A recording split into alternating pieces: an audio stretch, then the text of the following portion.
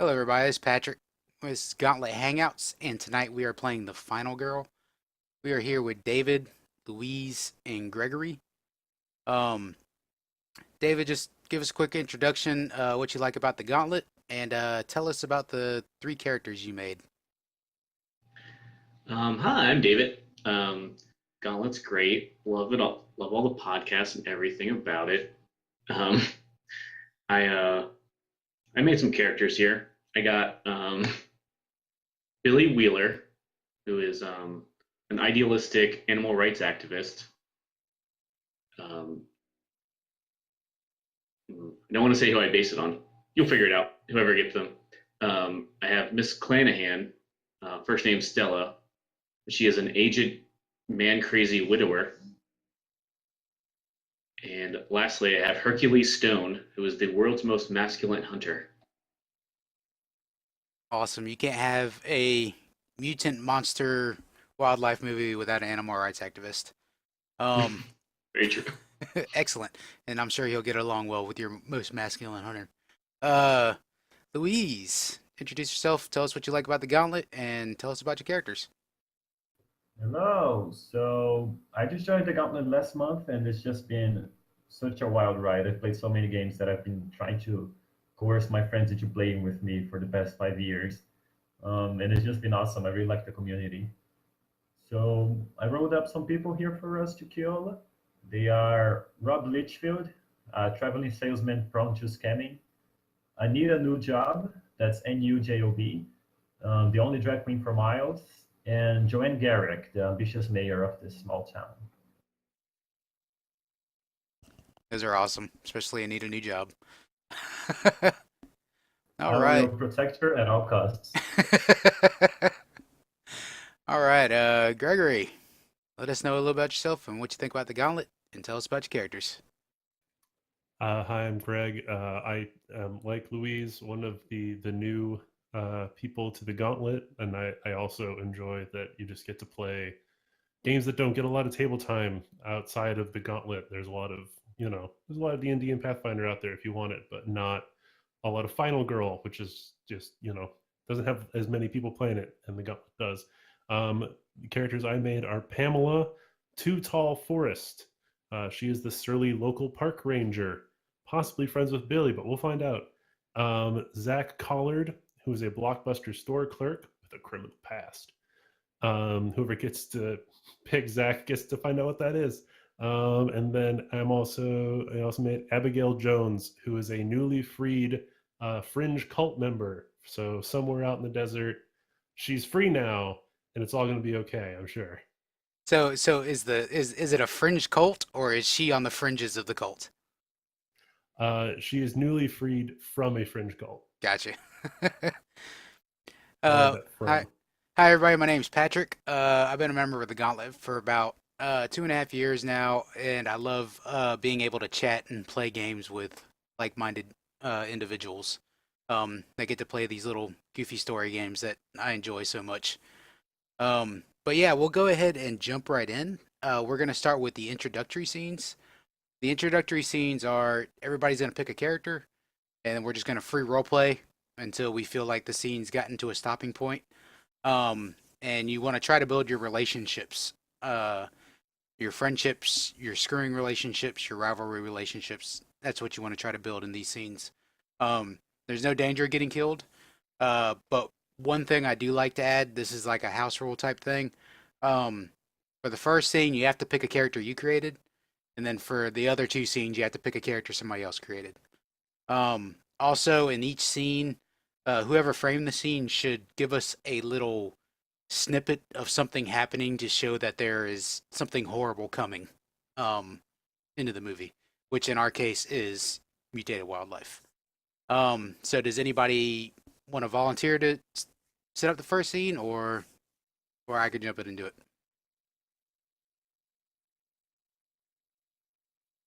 Okay, I'll set up the first scene. Yeah, yeah, go ahead. All right, so town's kind of small. It's out in the desert. How about we say this is like a community pool, like Yeah, it's like a community like swimming pool where the town can go swim.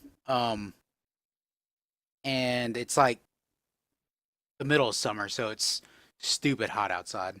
But it's okay, it's a dry heat, so you can just jump in the water and you'll be all good. Um, I'm gonna play. I'm gonna play Avery Sutton, the overly perky head of the PTA, and we'll go. The order we'll go in. I'll go by what it shows on my Roll20. I don't know what it shows on yours, but it's me, Gregory, Louise, and then David. So, Greg, you get to pick next.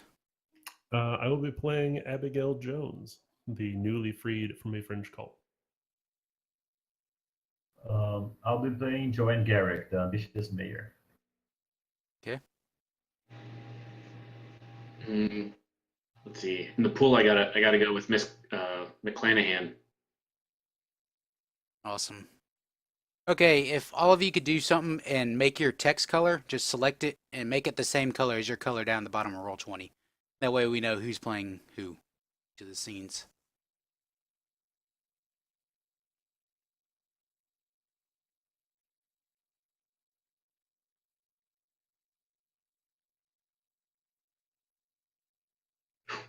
My text looks really bad. I'm gonna change my color really fast. Oh, okay.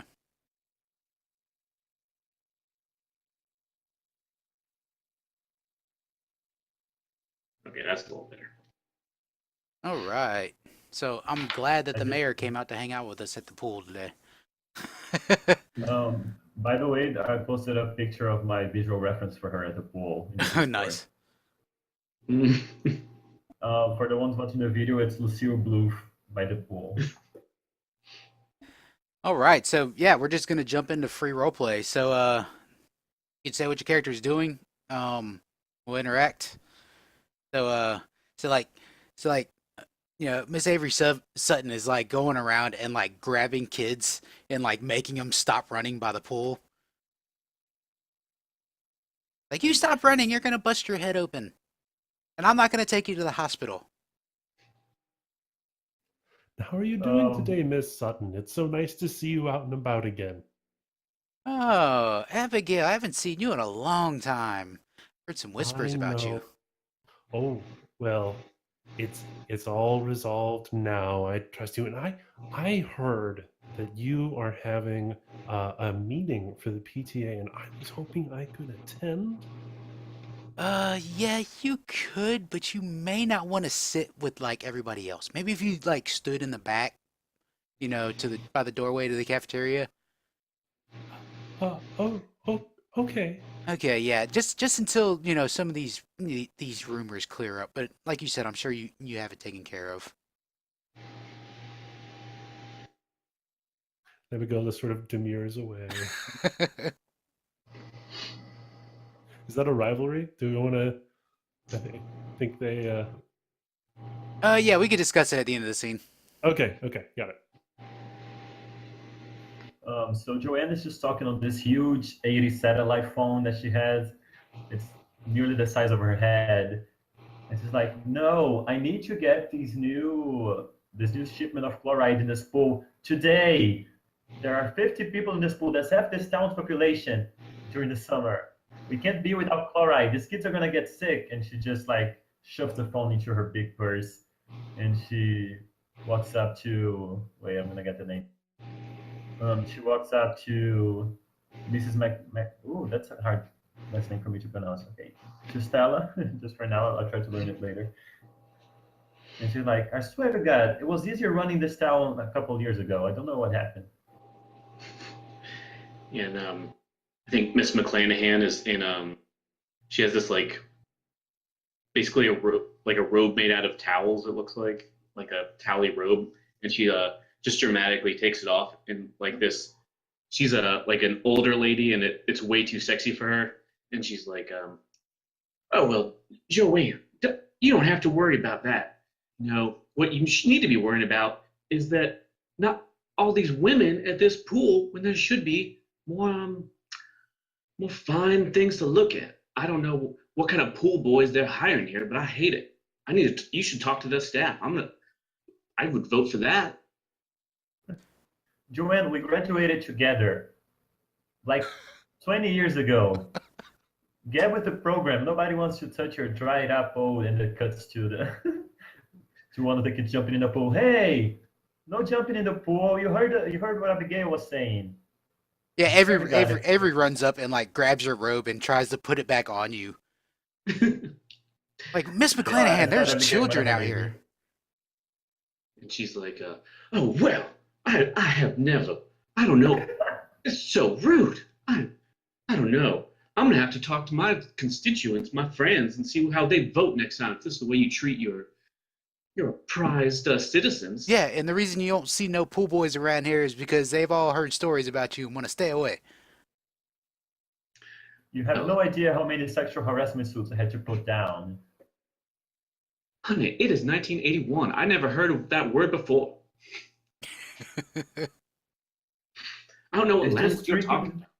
Mrs. McClanahan, I heard you talking that you were looking for some young pool boys to work at the pool. Oh yes, I do like to hire, uh, you know, I guess as much as I can. Well, if And you if you go all need to some help, there's a compound just outside of town, and if you were to go there, I hear there's some lovely boys. They're very hardworking boys.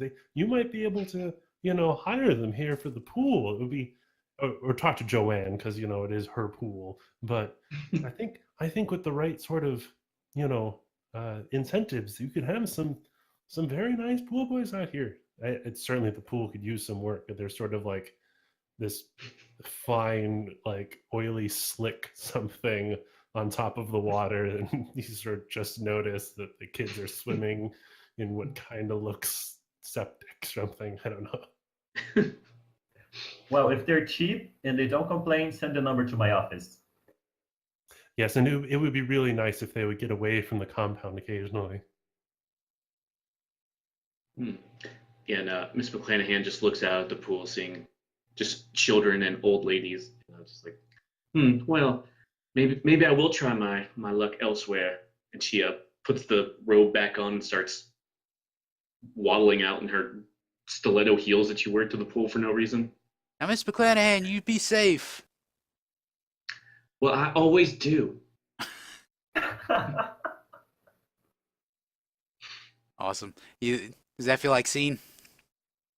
Yeah, I think Yeah. the camera should sort of pan away, and one of like the pool skimmers just like burps up some green slime Yeah, or yeah. So something. so the clue I'm gonna put into the scene is the camera pans up from the pool, and you see like this huge mountain in the distance, right?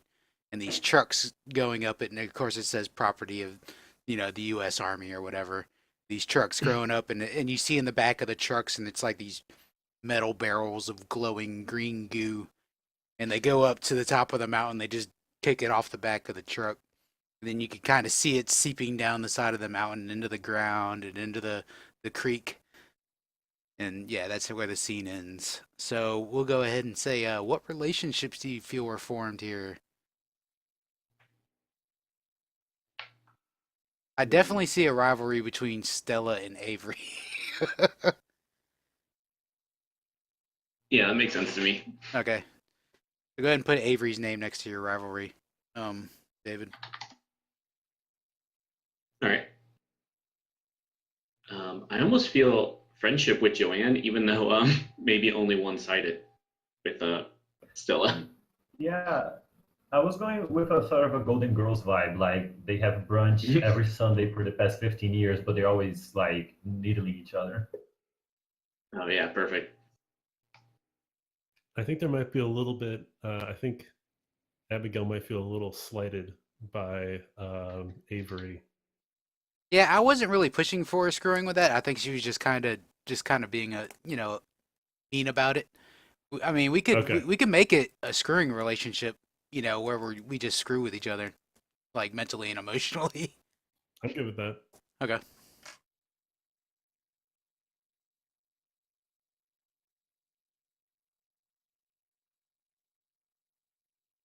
All right. Everybody could turn their colors back to.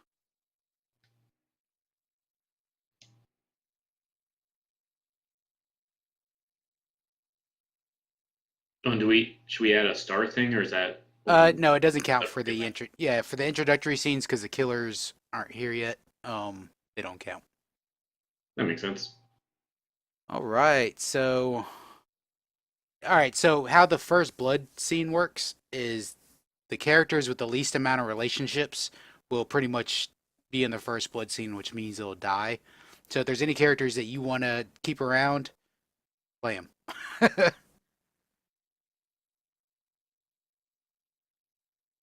So Gregory, you're next on my list, so you get to set the scene, and then Louise, you get to pick the first character, but it has to be somebody else's character. I think there's a lot of characters that are sort of more wilderness oriented. So let's go for sort of somewhere in the steppe outside of town, maybe like near a I don't know, like hunting lodge or something outside of town. Well, you said hunting lodge, so I have to go with Hercules, which is basically Gaston in my head. Actually, like yeah, like one of those park gazebo things, you know, like something the government put out there years ago, and they've neglected it for many years. Do I pick next? Yeah. Yeah, I believe David. Yeah, sorry.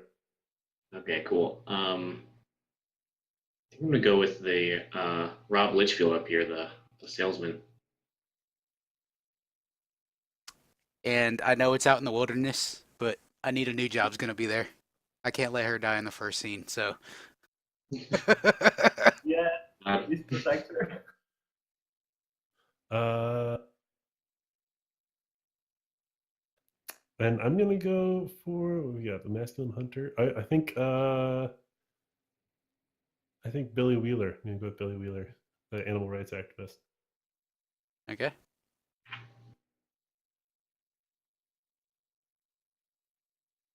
All right. So you say, is it like a lodge, or Yeah, like a lodge. It's sort of like somewhere out in the desert where if you got lost out there, you could catch some shade. Maybe there's a road nearby. Uh, Trying to think of like what a good reason for a structure out in there. Maybe it's a dilapidated old gas station. yeah? So I'll go ahead and start out. Yeah, you see Anita. She's like walking down the road towards this dilapidated gas station. She's got her heels in her hand. She's just like totally flabbergasted, and she like there's a mosquito lands on her neck. She slaps it. She's like, "You gotta be kidding me!" Excuse me, Uh, ma'am. Excuse me, ma'am. Excuse me. Hello, hello. Have you heard about the rare endangered ringed scorpion? I'm collecting signatures for signatures to petition our government to protect this entire area for the ringed scorpion. Listen, honey, have you heard of the '72 Nova? That's my car that's broke down the road. I don't know what happened, but it's not running no more. I just walked half a mile to get to this gas station. I'm so sorry to hear about that. Well, I'm sure somebody down at the gas station could help you out, but I've got you here. I could really use your signature to protect this. Actually a very beautiful looking If I scorpion. sign it, will you leave me alone? Yes. Okay. She signs it. And I think Billy just sort of follows Anita to the gas station, talking the whole time Yeah. about all of the She like beautiful trait, the ring scorpion. she continues to like she's trying to walk faster, but you keep up with her. Hercules is just like shirtless, repairing his teeth that he has that he uses to go into the desert and hunt for coyotes. And he just like wipes the sweat off his forehead and leaves a streak of grease along his face. And he looks in the shimmery heat of the desert and he thinks, "Oh, that's a babe. Hey, is that nerd bothering you?" She just like waves her hand. You know, she doesn't say anything because you're like kind of far away. She just waves her hand at you.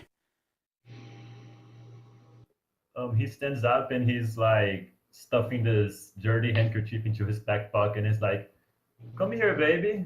I can give you a ride if you're stranded. Oh, thank God. Hey, honey, how you doing? Look, my car's broken down up the road, and yeah, please, do you know anything about engines? Oh, I know everything about. Oh, it's you, Anita. I'm sorry. I thought it was a woman. Oh, come on, Hercules. You knew it was me. I'm the Hey, second blame it tallest on the person in sun. this town besides you. Don't go throwing any accusations towards me, okay? There aren't anything. I just need you to see if you can fix my engine for me. Can you do that? Okay, okay. Even though you're not the real thing, I can't resist a skirt when it asks me for help. You think you can't resist. Hey, Hercules, I know I talked to you yesterday, but I really could use your signature to protect this ringed scorpion. Oh, is it? Does it look like one of these? And I point towards the wheel of the Jeep, and there's like 3 crushed scorpions around the wheel. Uh, those are endangered. Well, they're not in danger of anything anymore. They're dead.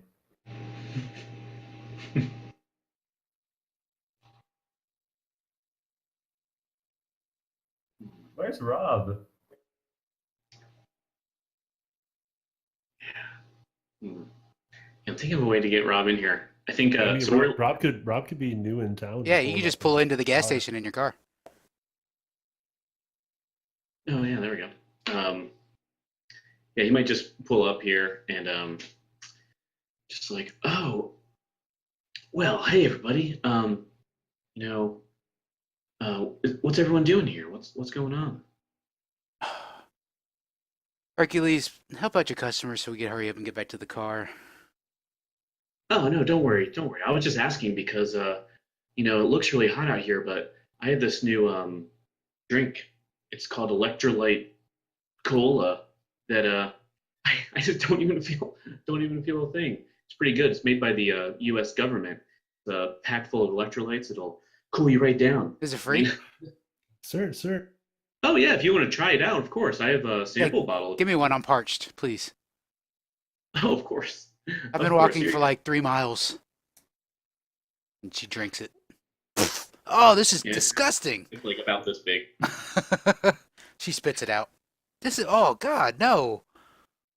Oh, Oh, if you feel that tingling in your mouth, that tells you that Uh, it's working. is it supposed to I'm tingle? just It feels more like a burn. Oh, some people can't handle it, but it'll adjust and make your body adjust to the heat. You won't even, you barely will need water after this. Oh God, my mouth is on fire. I can handle anything.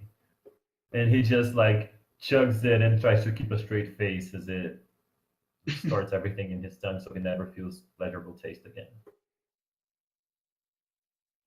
It's Well, awesome. Hey, sir, have you heard of the ringed scorpion? It's a protected species in this area, and I'm collecting signatures so we can send a petition to the government and turn this whole area into a protected land to protect the ringed scorpion. and Rob's like, actually, you know what? And he takes out another thing from the trunk of his. He's like, oh yeah, this one's ring scorpion flavor. You want to try this one?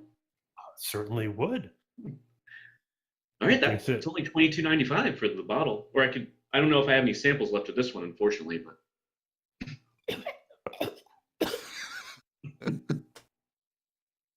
What's the problem, Billy Boy? Can't handle a drink? That's what you get for messing around in nature all the time instead of hunting like a real man would. Oh, shut up, Hercules. I So, don't- Anita comes out and she's like gargling water and spitting it on the ground. And she's like, Mr. Salesman, what's your name? oh, Litchfield, Rob Litchfield. Rob, look, can I speak honestly with you? Well, that's what I always do. That's my policy. Look, this stuff's terrible. What's your target market? This is, ugh. I'm in marketing myself. Maybe you could put me on one of your posters, but I would like a product that at least tasted better. Tasted as good as I looked. Hmm. Just his face thinks it's like, I'll have to talk to Mark. I mean, it goes pretty well. Everyone loves it here. Yeah. Here's my card, and she reaches into her little purse and hands you a card. Says it need a new job on it.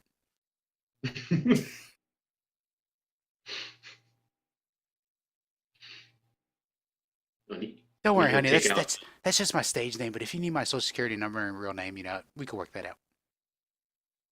Oh yeah, that would actually be great. I'll write it down. I'm gonna reconnect real quick, just a second. Okay. If they want to. Yeah, that might be seen there unless Louise wants to add anything. I wanted to pull Hercules aside and start admonishing him for all of the dead ringed scorpions on his tire.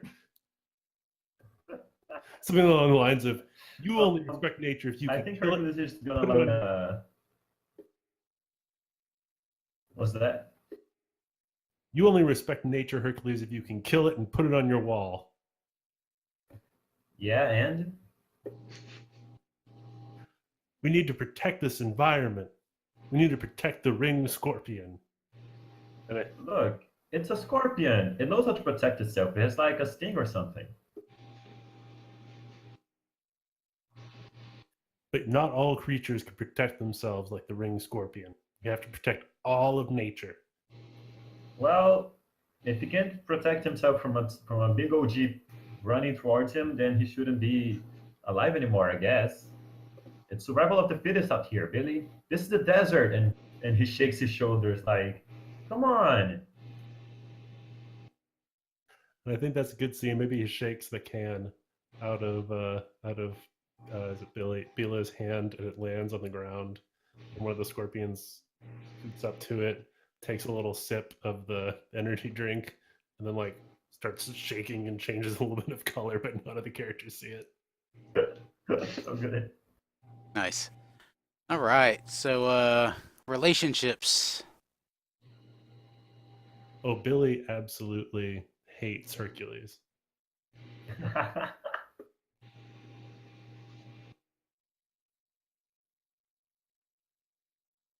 So I would say Anita was trying to make friends with Rob.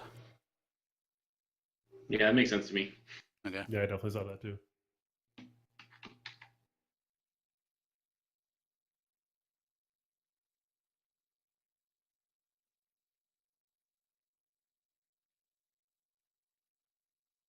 And also, I think Hercules and Anita are friends. They kind of acted like friends when they met.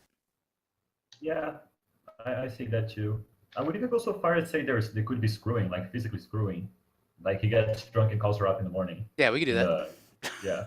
That'll make for some interesting scenes in the future, probably.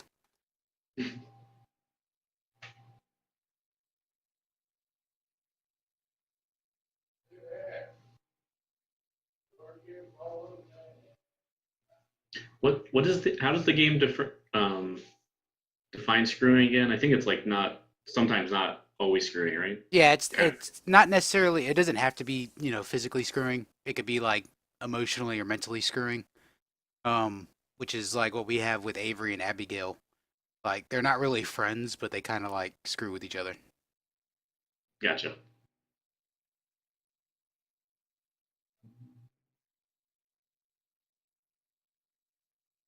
Sorry, I don't know what happened there.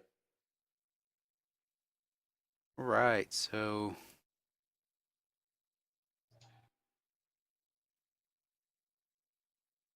Okay, next scene will be set up by Louise, and David, you get to pick the first character after he sets it up. Okay, so let me see who. So in the first blood scene, anybody who doesn't have a relationship with another character is gonna die, right? Not everybody. So like, say there's like 4 or 5 characters don't have relationships, we will choose. We'll go through and choose. Or like, say everybody has one relationship, you'll go through and choose who you want to be in the scene. Basically, pick who you want to die in the first scene. Okay. Okay. How about we're at the radio. It's time for the I don't know, mid-afternoon broadcast.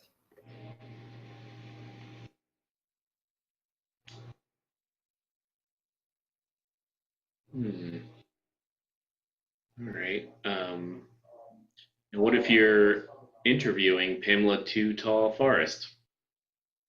Ah, that's good. I don't actually pick the DJ though. I'm gonna pick less, right? Yeah, you pick last, and I can't pick the DJ because it's one of my characters. So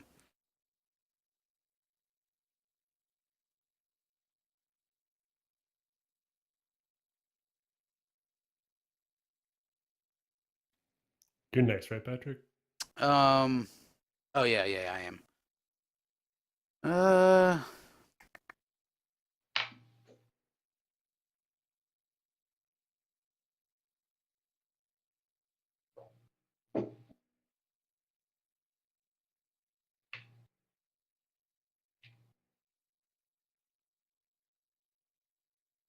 you know what? I'm gonna play Billy Wheeler. I'm gonna say he's in town to try to get on the air about the ring scorpion.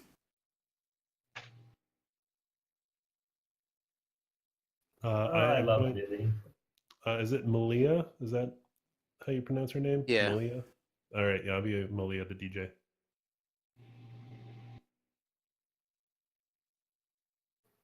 Hmm, let me see.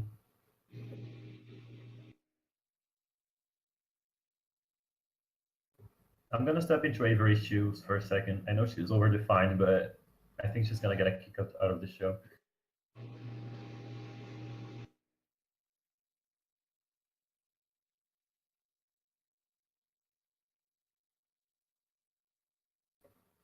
So I just set the scene, right? And then we start freestyling. Yeah. Okay. So I like the suggestion about interviewing Pamela.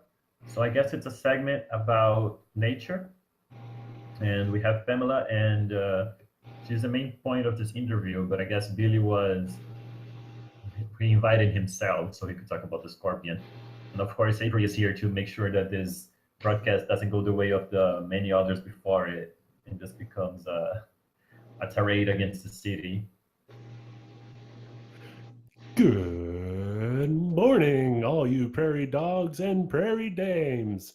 We're here at the Big B Boyle Afternoon Radio Hour, and I've got my special guest, Pamela Too Tall Forest, our local park ranger, here to tell us about what's going on out there in the wastes. So, Pamela, I'm going to throw it over to you. What's going on in Cactus Land? Hello. Uh, it's nice. Tell him about the scorpions. You hear like a whisper on the air. I forgot to introduce our other guest. We have Billy Wheeler, a local activist who's been trying to collect some signatures to protect the ring scorpion. Before we get to you, Billy, Pamela, tell us a little bit about the ring scorpion and how it affects our local ecology. Well, that's the thing. It really doesn't. Despite all the letters that Mr. Wheeler keeps sending, it was introduced about a century ago by the people coming west. It's kind of just ruined our economy, to be honest. They reproduce way too fast. They sting everything that actually is important around here. Uh, I try to step on them every time I see them. I call them ringed scorpions because I like to wring their little necks. Ooh, Excuse Billy. me, excuse me. I believe that language is not appropriate to a public broadcast. You said the words repro, you know what, and doing things to people's necks. We should never do things to people's necks that they haven't asked us to do. Thank you, Miss Avery. We'll keep that in mind, and you I like keep pull. your Jello molds in line. Now, going over to Billy. So like yeah, I kind of like Billy. lean over to Pamela and I'm like, you didn't stick to the script. You stick to the script. You're supposed to read the script I wrote. And she just You're lucky for shakes the her head hair. disapprovingly. Hi, yes, I'm Billy. Yeah, how many people do you broadcast to here? I'm just wondering. Oh, the Big B Boyle is broadcasting to 253 people across lower New Mexico. You see Billy doing math in his head. Yeah, that's enough signatures. That's enough signatures to get my petition in front of Congress. Look, I need everybody in town, sign my petition to save the ring scorpion. And we need Miss Avery to sit down in the back, please. Now, Billy. Miss Too Tall said that their species is invasive and not from around here. What do you say to that? I say humans are invasive. They're not from around here either. William Ooh. Wheeler, I never. We don't talk about invading places here. They are called immigrants. Miss Avery, you're here on the will of this radio station. I advise you to sit down now. Everybody, please listen to Sweet Dreams Are Made of This. And don't forget, Prairie Dogs and Prairie Dames. We'll be right back after this. So, Malia, I will never tell you how to run your show, but did you get a chance to look at the dossier that I sent over? It's only 50 pages. Miss Sutton, I appreciate your concern, but I really don't like that you're trying to take over my radio station. Oh, no. I could never speak to 253 people in the lower New Mexico area like you do. Ooh, you actually hear Billy say that out loud. Ooh. Don't take that, Malia. Miss Sutton, I do the PTA announcements twice a week, and that's the deal. I don't want you here when we're not doing the PTA announcements.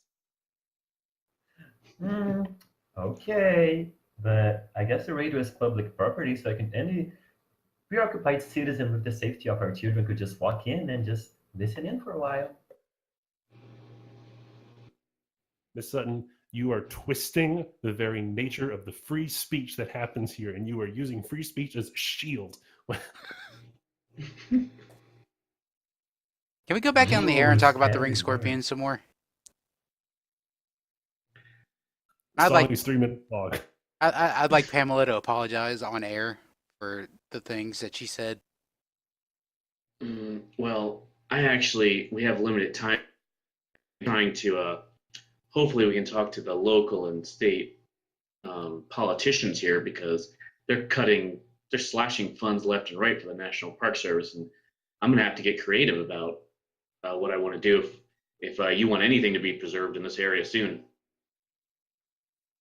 No, you are the worst park ranger in the world. Anybody ever tell you that? Okay, and we are back. More than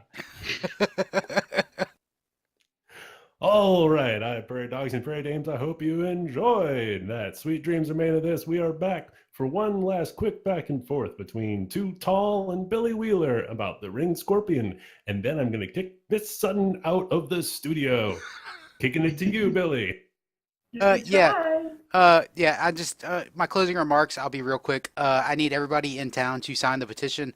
They'll be at the general store and the gas station outside of town, and I'll just put them on all the light poles. So just if you walk by a light pole, just sign it. It doesn't matter what it is. I like to say I don't care for Pamela Forrest. She's a horrible forest ranger, and I think Avery, I think you need to leave Miss Malia alone. Because mass media is freedom. Fight the power, Malia. Thank you, Billy. And Too Tall, what do you say to your funds recently being slashed with all of this new toxic waste being moved into the area?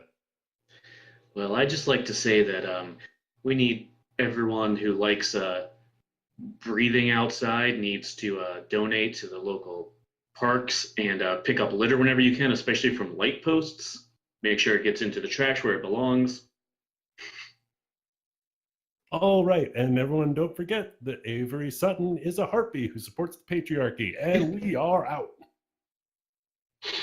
That scene, that's a good scene. Oh my god, that scene was amazing. If I had an O card, I'd give it to you, Gregory, just for putting on the radio voice right off the bat. That was amazing. It helps. Yeah, what relationship? So we know Pamela and Billy hate each other. Yeah. Oh yeah, and Malia cannot stand Avery because she is an uptight member of the PTA. So do you think that would be more of a screw? I'm sorry, what?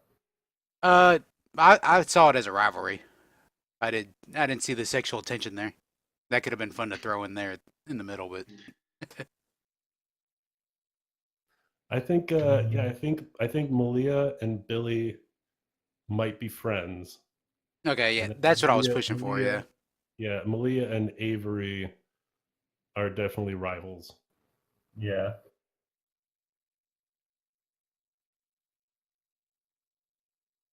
All right. So, okay, so we started the session about an hour and 15 minutes ago. I want to go ahead and take a break.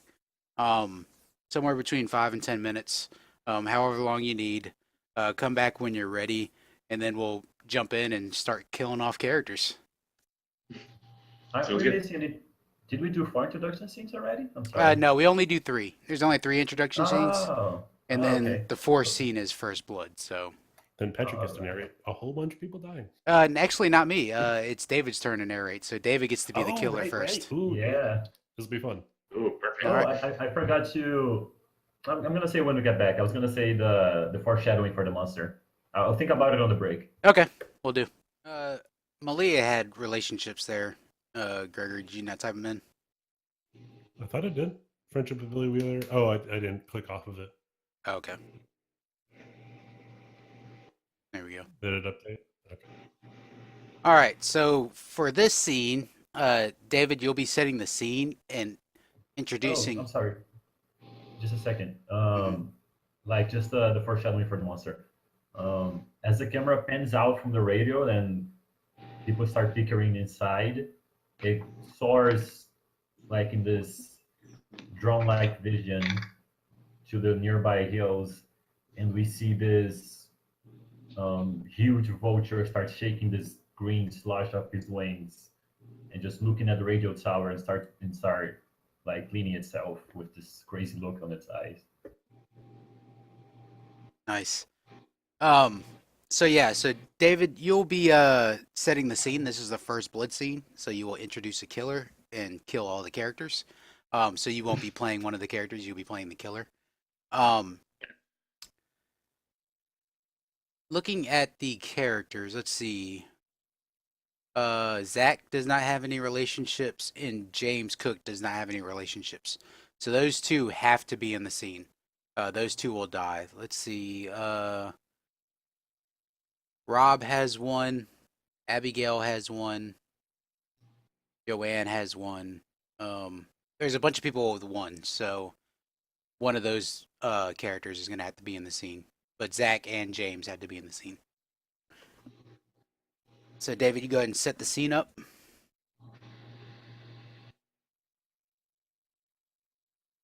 So at least the fireman and the blockbuster clerk, right? Right.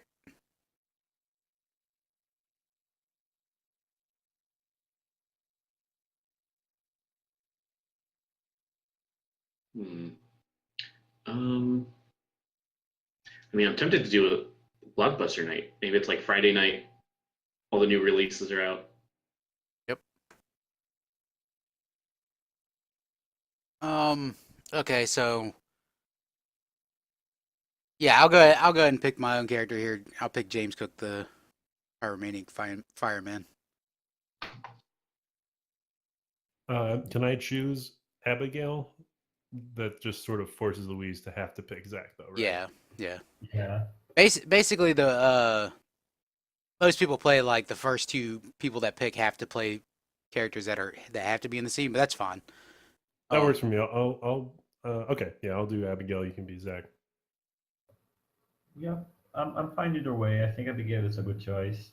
I don't want anybody else to die. I was her, and I actually didn't find it that interesting. So let's kill her. And then could you refresh my memory on so as the killer, should I just take like a narratively appropriate time to be like, and now maybe the killer's there? Right, right. So basically, we will start free role playing. You can kind of wait until we could wait until any point in the scene and jump in and say, look, the killer's coming in, and just jump in and say, and then you narrate what happens. Like, there's nothing we could do for these characters to save them. They're gonna die. You narrate how they die and all that, or you can wait till like maybe if we tie in us like leaving the store one by one, you can pick us off one by one, or you can like attack us in the store. It doesn't matter. Gotcha. However you see fit. And it's isn't it like we'd like do high card or something? We don't do cards in this scene because it's first blood. Everybody's gonna die anyways. Gotcha. Okay, that's right. I'll explain the card mechanics next scene when we actually start with the mechanics. All right, I'm on the same page now.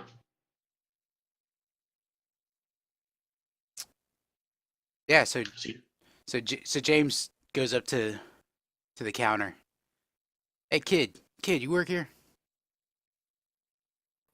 I just quickly put down this comic book stuff into a newspaper or some other respectable type of reading, and I said, yeah, I'm here. Listen to my boss I was reading.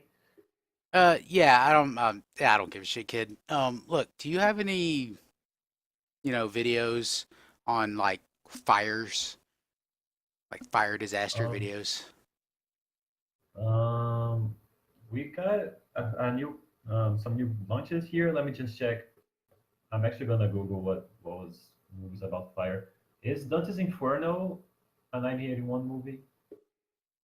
Yeah, but I've seen that one like 150 times, so I'm looking for something new fires, new raging Um, infernos. I'm a well, fireman. It's for research.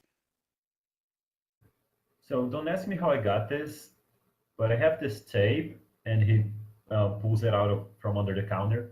It's some pretty underground stuff, man. It's like it's got fire, but it's got some other shit in it. Like what other shit? I just want the fire, man. Fireman, I see what you did there. Um, well, are you familiar with the Scandinavian genre of killer mermaids? uh, no. But if that's the only thing you got with fireman, I'll take it. I'll take it. Fireman. Yeah, just take it.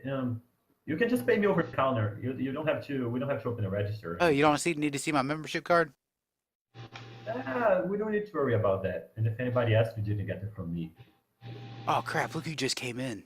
Oh, that is What? Who? that lady over there. That's Abigail Jones. You didn't hear? Oh, she's the one who went crazy, right? Ah, she went in that crazy cult that's up in the woods on the mountain. They Hi, brainwash James. her. Oh. Hey, Abigail, how you doing? Hi, hey, Miss Jones. Welcome to Blockbuster. How can I help you find what you want to watch today? Oh, I'm looking for just, uh, uh, I hear Um, Rosemary's Baby's really good. Oh, sorry. I don't know that film, but yeah, no, I'm looking for something that has, lots of candles in it, Yeah, fire. pentagrams. um, Fire is good. Fire is Oh good. yeah, I agree. Fire is good.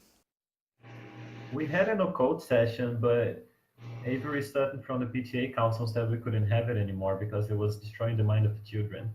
Next thing you know, they're gonna play D&D or something. I heard bad things about that game. I'll just go look in the children's section then. Yeah, it's right over there. No. Dude, Cuckoo, told you. yeah. Whoa. But look. I'm just gonna. I'll take my video. Look, I'll take it. Like, do you need this back by a certain time? I mean, you're not putting it in the system. Yeah, don't worry about it. Just let me know what you think, okay? Yeah, I'll let you know, man. If there's any sick stuff, I'm coming to get you. I got connections. Well, please don't. Then like James walks out the store and it's like, Oh, if I can interrupt you, I think yeah, good. just as you as James starts to just turn around and walk away, you hear this almost like deafening coyote howl. Like I look over. it has to be in the store with you. That was so loud. Everyone can hear it. That was crazy. Abigail just looks around shiftily like, did anyone else hear that? Did I anyone look else I hear look at that? Abigail thinking that maybe she made the noise. Oh no, not again! Do Not you have a again! Zach? Do you have a TV on around here that's like super loud? No, we have just a Blockbuster TV, but it's really old. Is it playing like a werewolf movie or something? No, not really. Not since the accident. Wait, hold on. What? What accident? Oh, and just then there's something hits like the store window. What is that? What could that be? Jesus. So like everybody's like freaked out. Whoa! Yeah, like everybody's freaked out in the store, and I try to act all high and mighty. All right, it's okay. It's okay. I'll check it out. I'm sure it's nothing. I'm sure a bird just didn't know where it was flying and flew into the window. Happens every day. Abigail's, there's always that door like in the middle of one of the sections in the back of the store. Abigail's frantically trying to open that door really hard. So yeah, Zach, For some reason, the lights in the parking lot just instantly shut off, oh, so you can barely see outside now. what the heck is going on around this place? I think Mr. Wirbo didn't pay the light bill again. Figures. So like And yeah, Zach is just like crawling behind the fireman. Is just like trying to peek over his shoulder. yeah. James is like looking out the window. Has anybody checked the fuse box? Um, are we ready to kill everybody? Or Oh, should just we keep whenever you're going? ready. Yeah, just whenever you're ready. Then yeah, I think the perfect opportunity here for James that he gave me, just this huge like horse-sized coyote just like burst through the window and just everyone just sees like a giant fur monster and it just pulls him out. Nice. Zach just pisses his pants and he falls to the ground and he says, "Mama, mama, mama, mama." Oh, and then of course it's the 80s, so then the camera goes back to the window that's the shattered window, and then the window that's still in place next to it, and it just splatters with blood. Oh yeah. And he And just I like hear backs up into this roll of chick flicks, and he is awash with romantic comedies with white women on the DVD called. And then you hear the coyote howl again, and maybe we see through the like the shattered window that horse-sized coyote just kind of looked like obviously a puppet, of course, in the VHS version of this, but kind of just crawls or steps up and just looks. It's like giant snout, I guess, looks in through the broken glass and it just opens its mouth full of like dripping teeth, but all these like ring-tailed scorpions just fall out of its mouth. Oh. And Abigail's in the back frantically trying to open that last door in the back, and then just And Zach is just like scrabbling backwards, unable to get up, and throwing. I said DVDs, but he's throwing VHSs at this wolf, like, Lion King, a Land Before Time, no. Oh no, yeah, I think that makes it turn all of its attention toward you and just pounces. And we see it. It pounces like behind the counter, so we don't actually see it. And just another just like 80s torrent, like fountain of blood comes up. And then it like jumps with its two paws up on the counter and looks around. Just locks eyes with what was it, Abigail? Abigail. I think Abigail just starts spouting the most crazed, like, fringe cult stuff, trying to convince all of the scorpions to go away. Oh, Or just closes her eyes. It's all a dream. It's all a dream. It's all a dream. It's all a dream. what if I do? Let me know if I'm gonna take control for a second. But maybe she's just like has her back in the corner, and she's just like sitting, like with her legs up, trying to like barricade herself in or something. And then this little prairie dog just burrows its way through the floor of the Blockbuster. It's like 3 times the size as a groundhog should be, and just like bites her foot and it's just like almost like down to the bone, and you see it just looks up at her, and just scorpions are coming out of its eye. And maybe that's it. just Abigail covered in scorpions. Yeah. Nice, nice. And lots of quick cuts back and forth between her face and a scorpion. And a scorpion. Excellent. All right, so if you died in that scene, take the paintbrush and draw an X over that character in your color.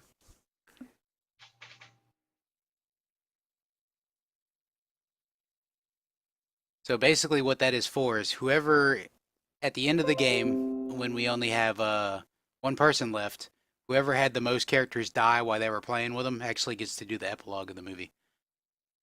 Oh, cool. All right, so, okay, so we'll move on to the next scene. In this scene, you could pick any character. It's all free range. I will set the scene. I will be the killer. When we'll do it just like before. You'll free role play. I'll bring in the killer when I'm ready. But in this scene, we'll be using cards for the mechanical resolution. Every player will get one card plus a number of cards depending on how many relationships you have. So if you have 2 relationships, 3 relationships, you get that many extra cards. And then I will target. I can target either one character, or I can target all the characters. But I can't do the same twice in a row. So I can't say, all right, I'm targeting Avery, and then resolve that, and then say I'm targeting Avery again. But what I can do is target Avery, and then target everybody, and then target Avery again.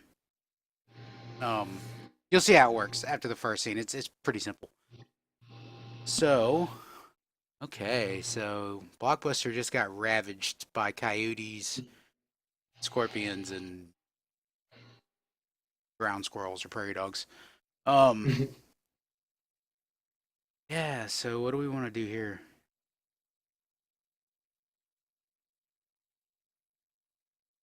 Okay, so yeah, let's go ahead and get some of these outside people in here.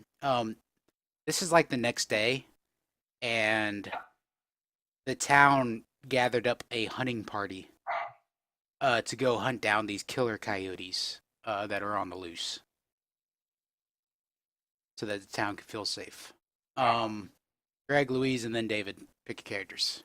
I mean, it's a hunting party. Hercules is there. No one shoots like us.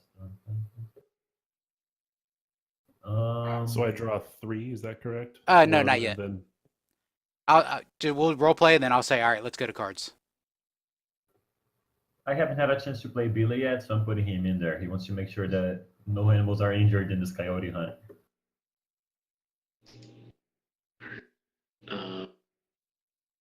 I think I'm gonna go with Pamela Too Tall then.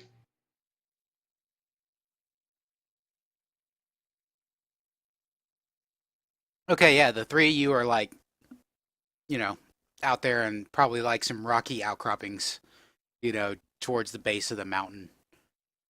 Hunting for killer coyotes.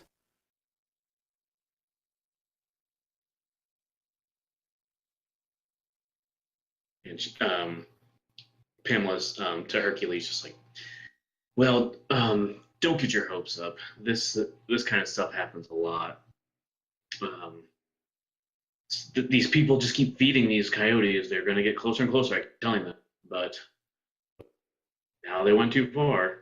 this happens a lot, Pamela, where coyotes knock over a blockbuster and kill 3 people. This is the first I time they lived- come. Well, I haven't seen a coyote for miles, and I am starting to get tired. And if Billy says one more thing about the ring-tailed scorpion, I might just shoot him and say he was a coyote. I wouldn't have to say anything about the scorpion if you'd stop killing them. You crushed 4 on the hike up here. Billy, I talked to Pamela. They're an invasive species. They're not supposed to be here, okay? And they get in my boots, and they infest my gas station, and I'm tired of it. Quite frankly, I'm just tired of it. We can make an argument for humans being an invasive species. Billy, I brought you along here so you can document all, not Scorpion. Stick to your job, okay? And I Ugh. think Hercules notices some actual coyote tracks. Just shh, wait. I think I see something. I think if we go down this hill over here, and I think there might be a den of the coyotes over there. Okay, Billy, I need you to shut up and stay here. Pamela and I are going to go check this out. How am I gonna document everything if I'm not with you guys? You don't even make any sense. Oh my God, Billy! And Hercules just hands Billy his binoculars. You watch through these, okay? You can count the coyotes if you really need to. I don't know why you brought him along, Pamela. I don't know why you brought him along. Government red tape, EPA. Am I right? All right, and then what kind of weapon does Hercules have? I'll throw that out to the group. I'm thinking Pamela has just like a regular hunting 10 times as crazy. Yeah, I think Hercules Okay. like really like overcompensates with his weaponry, so it's like freaking like an elephant gun, dude. Okay, fantastic. Yeah, it's like the semi-automatic rifle with a shotgun underneath. Okay, I'm so imagining he he has like a bandolier shoulders too. this up. It's for hunting purposes, and sort of takes the point and is crawling along the brush and pushing aside, and maybe there's like a ring-tailed scorpion that just sort of scurries out of the way. So like as that Ready to ringtail go for it, scorpion, and misses it. yeah, as that ringtail scorpion scurries, it like you hear like the clattering of legs, like a insect's legs, but it's like echoing, like off the rocks around you. You ever heard that, Pamela? Uh, well, no, but you know, these scorpions are everywhere. Of course, there'd be a lot here. Maybe we should have brought Billy along. He might have known what scorpion that was. And So cut to Billy just not paying attention to the scene at all and just say, "Hey, little buddy, I'm so happy I found you before those brutes did." so Billy is like like kind of separated from the group right now. Yeah, Okay, he has so a forehead flashlight and a pair of binoculars in the notepad. awesome, excellent. So we're gonna go to cards, and we'll see who we kill off in this scene. So you will draw one card for yourself, and then plus a card for every relationship you have. I don't want to mess this up. Is that deal on the Roll20? Is that the option? It should be. You might be able to just drag it over to you when you see the card pop up. When you hover over it. Do I put it on my profile? Yep.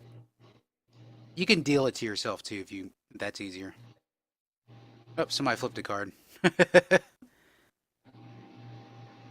Oh, should we all do that? Oops. Reset.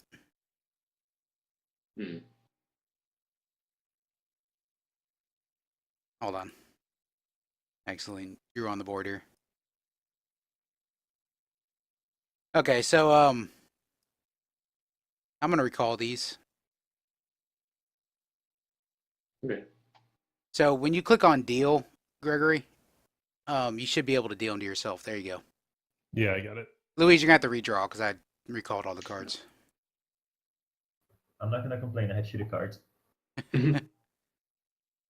And if I remember correctly, aces are high, diamonds are the top suit, and clubs are the bottom suit. Right. So red beats black, and stabby beats round. Or as they put it in the book, bloody beats black and stabby beats round. Nice.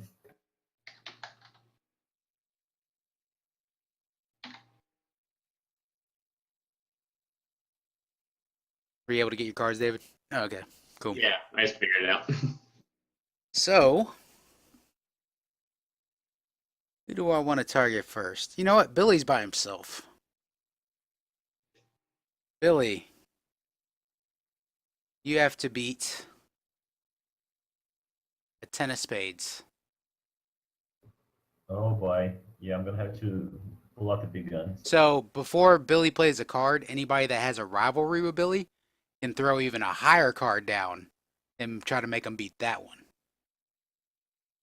It was a 10 of spades. Hmm. Yeah, I think we'll throw in a 10 of diamonds, just higher, just slightly. Can you Well, lay it on the rhythm table? and weave.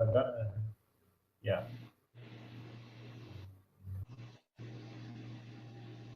How do I get it out of my hand? You should be You able to drag it to the table. drag it to the table.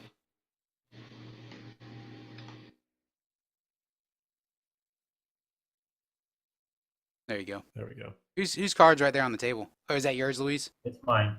Yeah, I'm just keeping up the suspense. Okay. Can you beat a 10 of diamonds? I sure can. Rhythm and weave, sucker. It's an ace.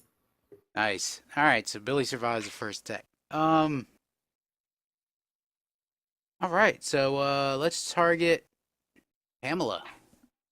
Pamela, you have to beat. Oh, 3 of spades.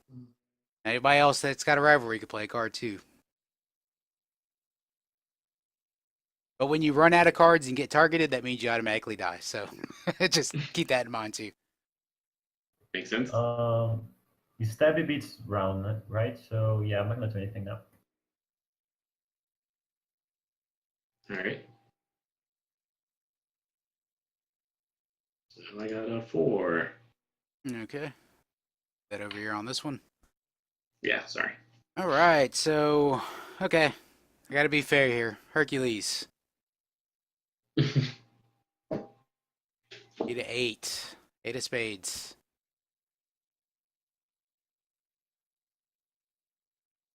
I think Billy's the only one. If Billy wants to try and screw over Hercules. Even if I could, I can. Okay, I'm gonna go with the 9 of hearts. All right, 9 of hearts. Okay, so I'm just gonna target everybody now. Everybody, you have to beat 5 of clubs.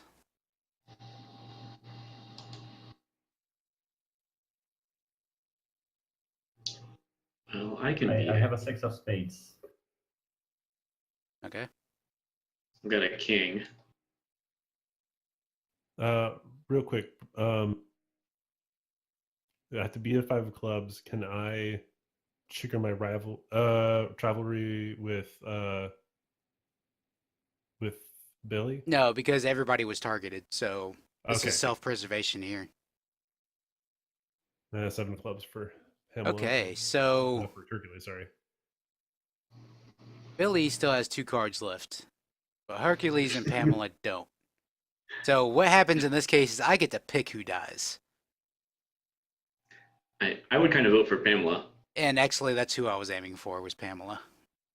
Yeah. She's the wisest here, So Hercules, you kind of like come across this like little den, like a kind of like a little cave, the side of this big rock formation, and you hear this skittering like really loud, and it's so dark in there. Hercules, you're just like peering in there. You got your big ass gun out in front of you, and you're like, as you lean in closer and closer, you swear you hear that skittering get louder, but then it stops, and you stop. And you kind of lean back and you're like, huh. And then you turn around and over Pamela's head, you see a centipede with all its legs getting ready to grab her. And it just like dig, all the legs just dig into her and its head comes down. And then like her head just like gets bitten off. Oh, can I add a thing? Sure. I'm gonna do the '80s one-liner. She just looks up and sees that, and she's like, "I do not get paid enough for this." Right before it takes her head off. Excellent. All right, so I'm gonna recall the cards. Go ahead and put a green X over Pamela. And Billy and Hercules get a star. So just put an X by your stars. Just type in an X.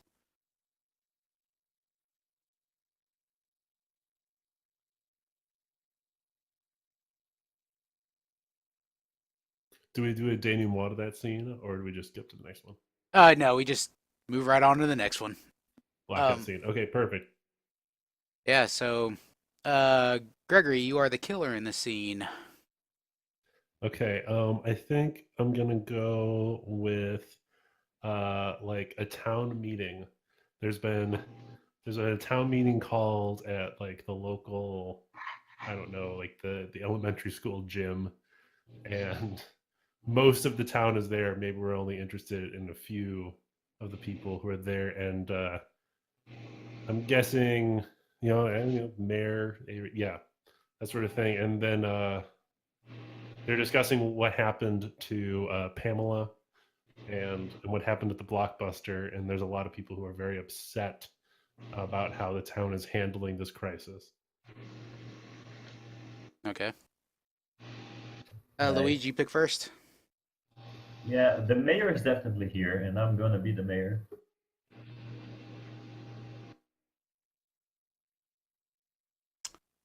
David, you're next. Hmm. Um.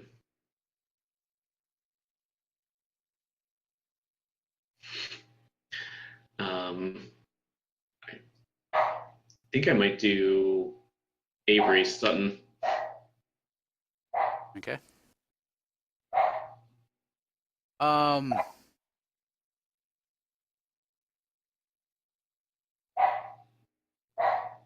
I play Mrs. McClanahan. That was my first choice, but I'm like, I've played her now. Okay, so we're it's the gym, and there's a whole bunch of seats, but maybe they're not all quite filled, and the camera sort of pans in and around, and we see probably Joanne up at the podium. Okay, so real quick before we get started, I forgot to mention it last scene, but you can still build relationships in these scenes. So like when we go to cards, if you were trying to angle for a relationship, just say so we could discuss it. Cool. Awesome. What's the name of our city? Um,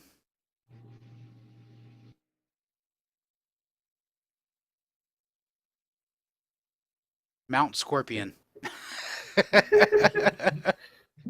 Wait, what's scorpion in Spanish? Since it's in New Mexico, it could work. It's a good question. What's scorpion in? Well, like, what's the Spanish word for scorpion? Escorpion. Yeah. Scorpion. So our town is Oh. called. Oh, Alacran is another one. What? Alacran is another one. I'll put it down here. I'm sure I'm mispronouncing it.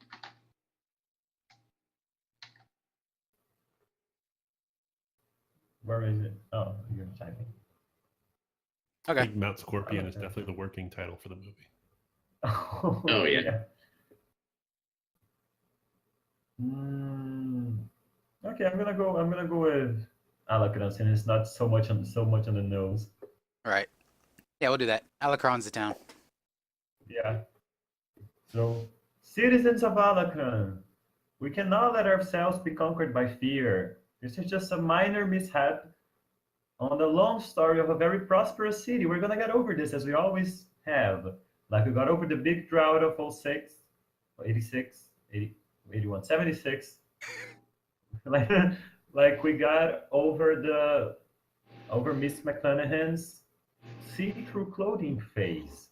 We all got through that. We're gonna get through a couple accidents. Mayor, I have a question, please. Mayor, Yes, Miss Sutton. when people wear different outfits, no one dies, especially 3 people in 2 days. What if the children are next? Oh, the children. Miss Sutton, the children are safe, Everybody is safe. The only people who have died were people who were in a dangerous line of work. We all know that Blockbuster was not a safe place to be around. That Don't kid was worry, weird. don't worry, Miss Sutton. There's plenty of brave men and brave, strong men in this town that will protect us. Stella, cool your fans. This is a serious situation. I am being serious. There's plenty of brave, strong men in this town. Oh, yeah? Name two. Mr. Sutton, Mr. Sutton, Yeah, that's what Hercules. I thought. The reason we don't get any funding for a decent police force in this city is because of shenanigans like this. One small accident with a random coyote walking into town and killing a teenager, and everybody's in a panic. Suddenly, it's national news. Oh, Alacran is the worst city in the U.S. to live in. We have the highest incident of toxic waste-related diseases. Ooh. Don't blame yourself, Joanne. Oh I God, don't, her I again. don't blame myself. Ah, Miss Sutton, yes. Miss Mayor, can I be recognized, please? You're recognized, Mayor. Miss Sutton. Everybody recognizes you. Thank you. Thank you. I don't think strong men or anything is going to help us. What we need is some real decisive leadership, and Mr. Sutton can protect me and my family of 8, but they have to go to school. They have to learn things. And who's going to protect them then? You? Doubtful. 4 people just died on your watch. What are you doing to help us? What are you doing to Uh, help us, Miss Sutton? You're the head of the Thank you, PTA. Stella. It's not like we can throw a bake sale to hire a group of men with guns to run into the wilderness and kill these coyotes. Well, funny you should say that because I have one planned that we can recruit some people, maybe from the Border Patrol, and they can help us. Oh yes, you could Where call it our- Guns for Buns.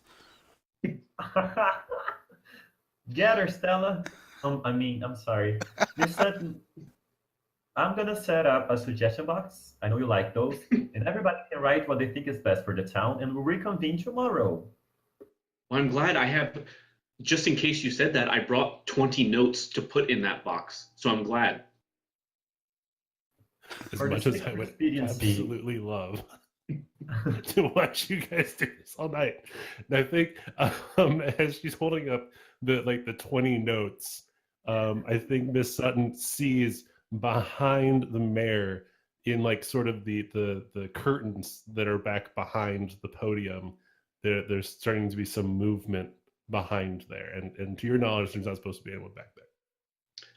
I think she just instantly goes to like 80 Scream Queen and just like points.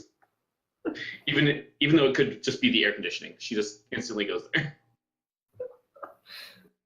Oh, Miss Sutton, Well, I calm wish we had a down. soundboard with that sound effect.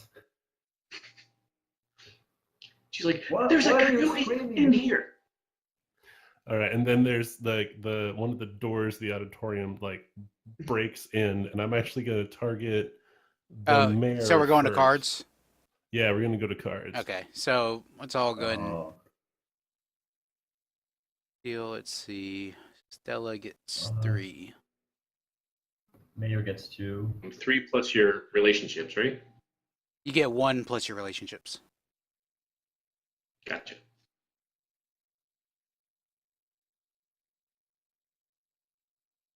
Yeah, the mayor breaks character and does a Scream Queen scream as well. So David, you'll I- get I- 4. Were any relationships made? I don't think Yeah, I so. was about to ask. Real I quick, think we is just anyone- continued our relationships, so we didn't really make any new ones. Uh-huh. Yeah. I actually have footage of the mayor's scream.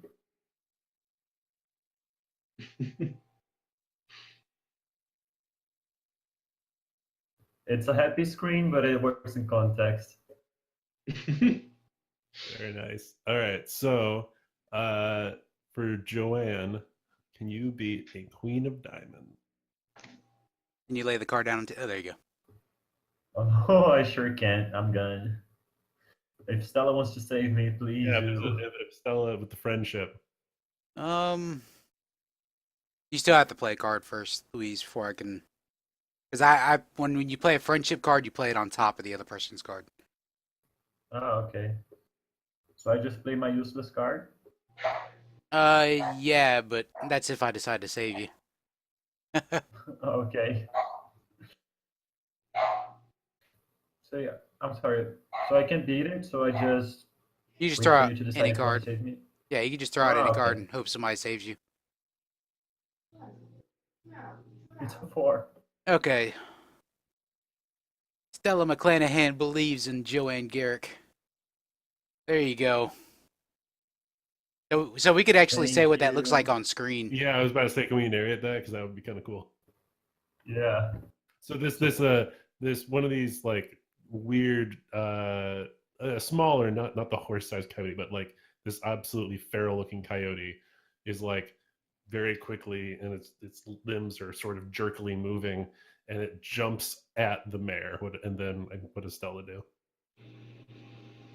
Stella like just kind of like tackles it and like goes rolling with it back into the curtain, and like she gets up, she goes, Joanne, run, run, run, and like her clothes are all ripped off, and like she's showing off a lot of skin right now. Now, as a stagehand, this should never happen, but as you pull into the curtain, that's not tied very well, and so it collapses down, and there's suddenly like 5 coyotes, and they're all going after Stella. All right. So Okay, I have to do the mandatory. Stella! so what do I got to beat? Queen of Spades. What are these draws? Come on. I can't beat that, so there's a 9. And I already know that Help Joanne you. can't save me because she couldn't save herself. Okay, so and Sacrifice there's only Stella. one character is killed per scene, right? That's it. That's the end of the Yeah, scene. once a character dies, Okay. that's it. Unless you can have multiple Cool. characters So die if you target everybody. gotcha. No, just Stella, and so these the 5 just sort of lock eyes on Stella, and they start doing this little, and just we cut quickly away to the front of the school, and everyone who's still at the assembly is running out into the evening. Oh, can I add a thing real fast again? Certainly, go for it. As Avery's running out, Miss Sutton, it just the camera stops on her for a second, and she just screams, like basically directly at the camera, like, "Will anyone think of the children?" Excellent, excellent. Oh, and I like the think that's notes are flying out around her. Oh, Stella. I liked Stella a lot. She'll be missed. So that's kicking to you, Louise, for scene framing. Yeah, so I get a star, right? Yeah. So Avery and Joanne get a star. Oh yeah. Okay, so we got a big old panic going on. We're down to 7 people. Okay.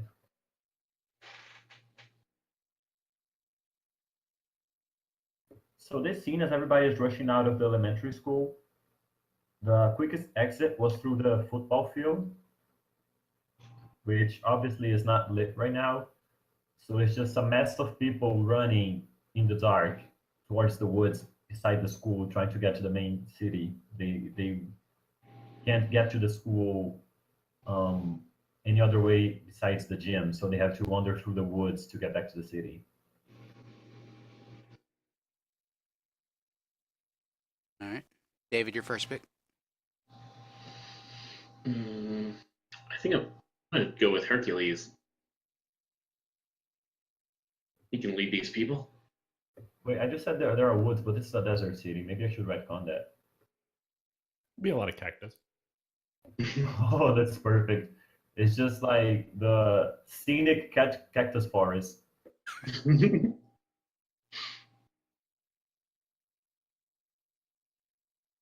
Um,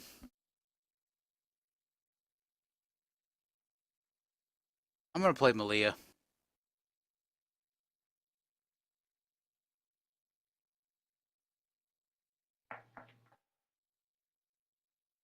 So that's Hercules and Malia. Mm-hmm.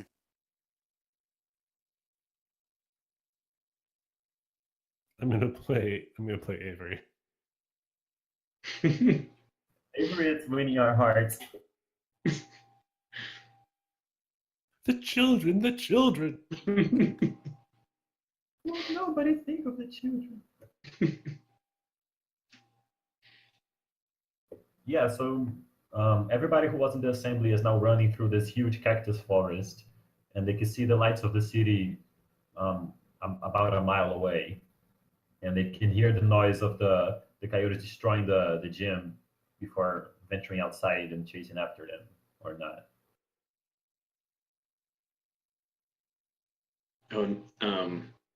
Maybe as everyone's running, there's just like a sweet like 80s thing where and it's not even a mutated, just a regular coyote just like explodes, and it's Hercules is there, and he's got like just a shotgun. He's like, "Oh, where's everyone going? Where's the rush?" Hercules, there was an assembly and Stella is dead. Stella's dead. She was destroyed in front of all these children. Oh well, that from that by lady's. this wild coyote. I knew that lady's heart was going to go sometime. Did a teenage boy walk across? Hercules, this is no time for joking. There are people in danger. So Malia runs out. Everybody, through the cacti to the radio station. Go to the radio tower. So that might be a good point to cut in. You point to safety just as this, how can I say, this rattlesnake sound starts filling the air. And I'm targeting everyone with this. Okay, so we're going to cards. Nice. All right, Malia gets 3.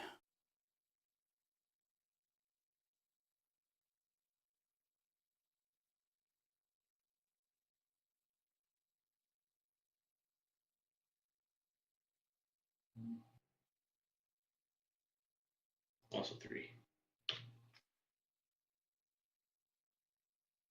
So at any point during this round, if you have a star, you can use that star to swap out a card. Like draw an extra, or No, not or draw an discard? extra. You discard one and then you draw a new card. Gotcha. So I got a 7 of diamonds. You're targeting everybody? Yeah. All right, I'm gonna shuffle one of my cards back. How do I? Can I just put it down on the play surface and then right click on it? Yeah, just throw it on the play surface and then deal yourself one more card.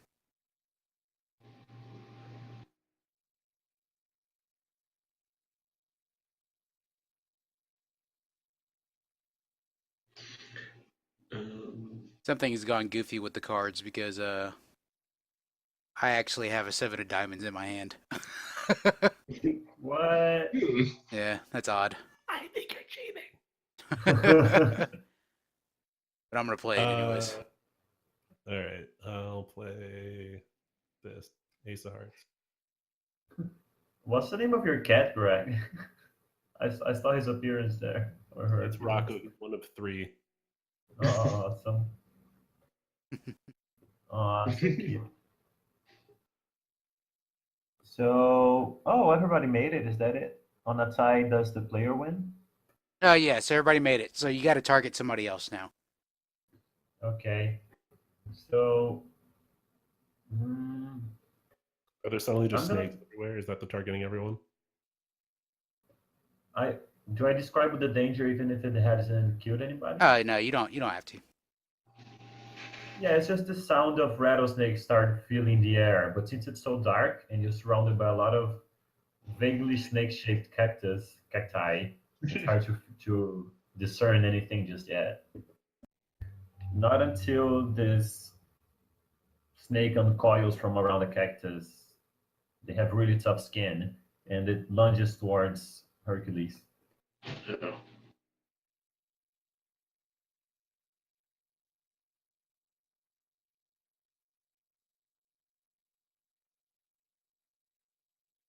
see. It's an 8 of hearts. All right, I'm gonna discard a card and draw another one. My star power. I think you used that. You've used that, no? You can use it every scene. You don't like you don't like spin the stars.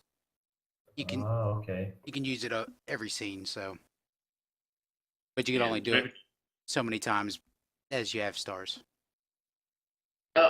Well, bad news. I didn't get one that can beat it. This is what I'm gonna play. Oh. I don't think any of us can help you.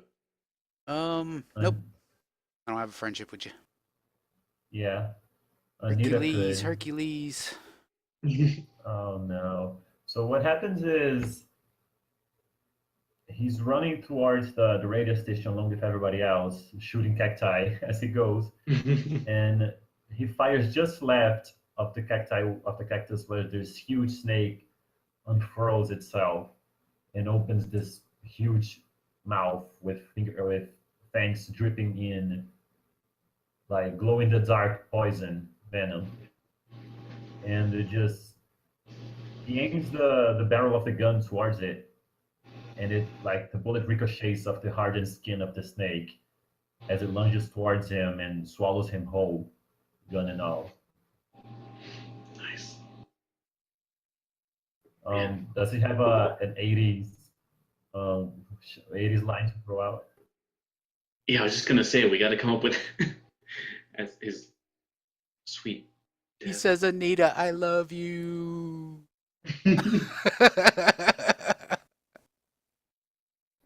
I need a better gun.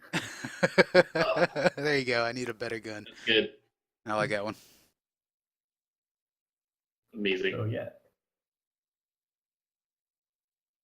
All right. So Hercules is gone. Malia and Avery get stars.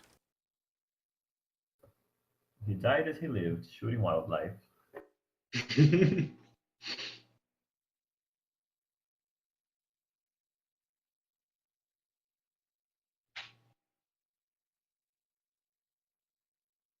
Okay, so David, Jersine, who are the killer? Okay. Yeah. It seems like the logical progression is at the radio station again. As everyone's. Maybe we see. Just goes back to the. What was it, like the elementary school where the city or where that meeting was, and there's just all these like giant scorpions and centipedes and a huge jackrabbit just jumps in through the window, and it just basically gets demolished, and then it goes back to the camera goes back to the radio station where we see some people assemble. All right. I'm gonna pick Rob. We haven't seen Rob in a long time.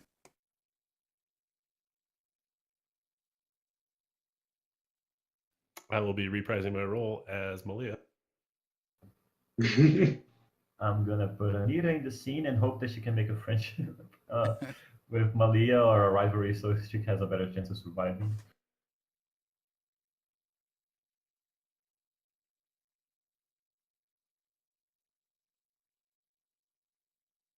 So I think Malia just frantically is jostling her keys and gets the door open and is ushering anyone who she can see inside, and then is frantically working the radio, but it's going to take a little while to get back on the air because it's normally like a syndicated broadcast. Rob's like, what the hell's wrong with this town? I've never been in a more unprofessional place ever. Damn wildlife running everywhere.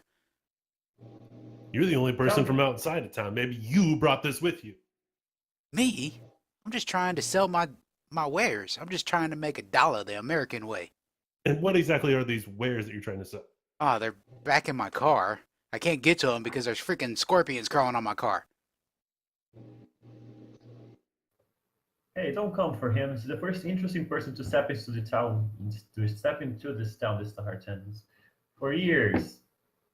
Yeah, and I already, it was already going good for me. I didn't make a sale yet, but I got a lady's number. Her name's Stella. I was supposed to call her tonight. Oh, uh, I hate to break that one to you. What's your name again? Uh, Rob Litchfield? Rob. She's dead. She was torn apart by coyotes. This town is such bullshit, I tell you that. Well, speaking of bullshit, cut the crap. We need to barricade those doors right now. I'm not gonna die here in these kitten heels that I had to wear to the assembly because Sutton doesn't let me wear heels to school anymore.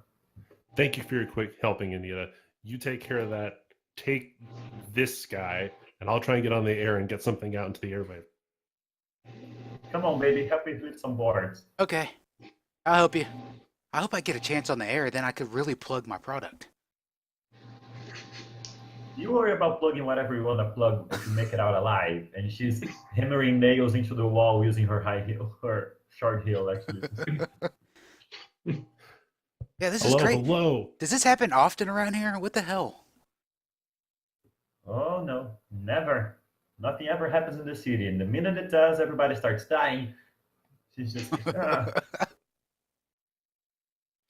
Hello, hello. Welcome back to KSCO, the Scorpion. We are in a desperate situation here in Alacran. Right? Alacran? I need all the people from up on there on the mountain. We have coyotes running wild in the streets, and they are eating people. This is not a joke. This is not a joke. I repeat, this is not a joke. it's not a joke. You suck. You don't know who said that. Just some random person from town. Oh, and I think just hear this thundering just like crash that kind of just shakes the foundation of this building. But don't worry about it. Keep going. What the hell was Oh, that? did you feel that? Rob, go look in the basement. Find out what that was. Why do I gotta go look in the basement? It's your radio station. I ain't even from this town. I ain't going down there. Shoot. All right, fine. I will go take a look. You stay away from the microphone. Promise.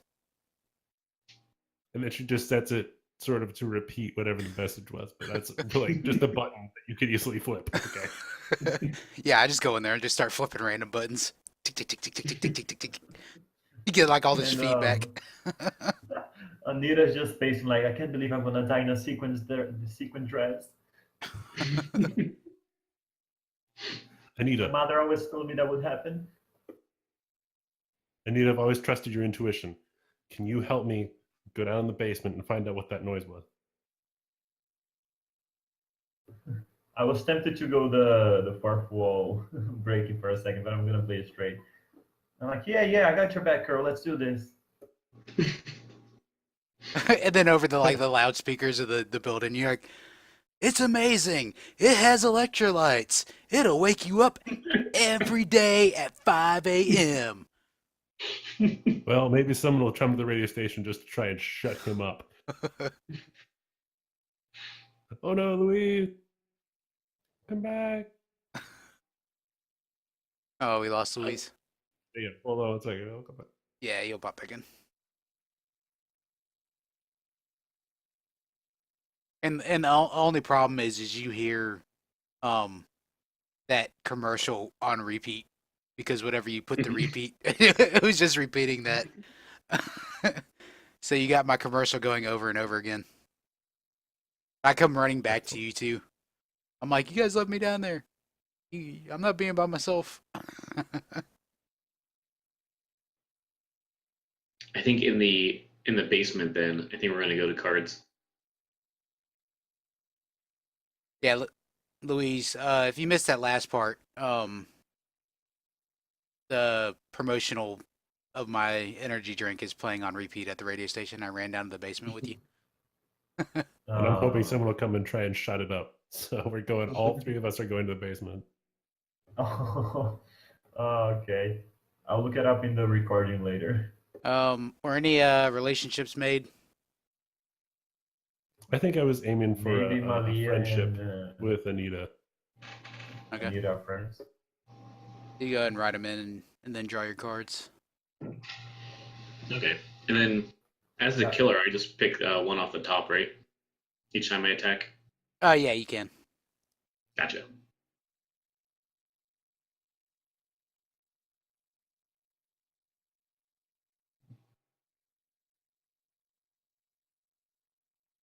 I don't know, do you want to go with a screwing between Malia and Rob? Or is that such a cursory interaction you don't want to go there? I don't know. How would you see that? Well, you mean you're messing with my stuff. Okay. Yeah, we'll do it. I mean, one of these three are dying this scene anyways, regardless. Alright. So I'll take one more card. Okay. Looks like everyone has their cards, so I'm gonna do mine. Just a 6. Not too bad. Who are you targeting? Everyone. Targeting everyone.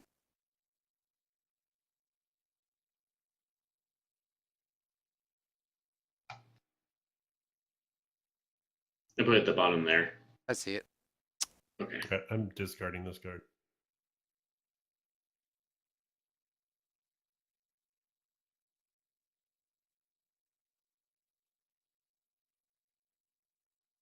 What's the suit order one more time?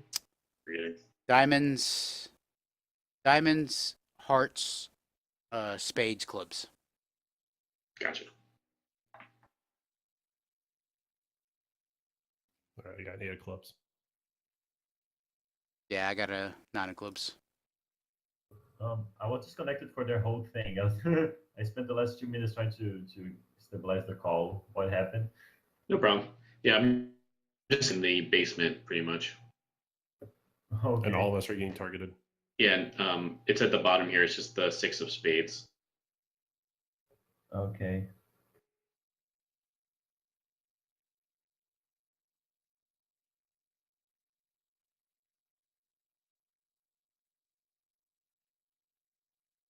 Okay, so everyone made it, right? Yep. Yeah. All right. I think I'm gonna keep going. I mean, I want to get rid of Rob. Uh,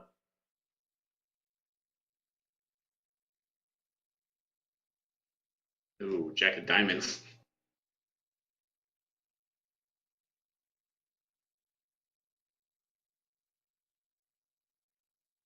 Not yet. Fair enough. So let's see. Do I have to target everyone now, or No, can I you can single target out? anybody. You just can't target Rob directly. Gotcha. That makes sense. Hmm. Just know that when you target everybody, there's a chance you're going to kill multiple people.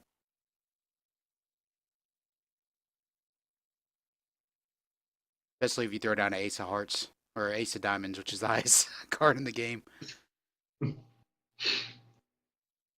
I think I'm gonna go after the DJ. 7 of Diamonds, not too bad. All right.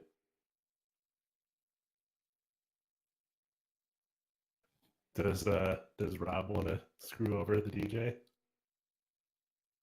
No.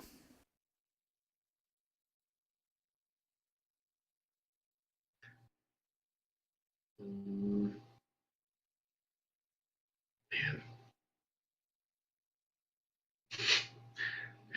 I'm just gonna stick with my bias because I want Anita to be the final girl. So I'm gonna go after Rob again. All right. So 6 of Hearts. And I can't beat that unless somebody wants to save me. It's a 6 of hearts. I can save you.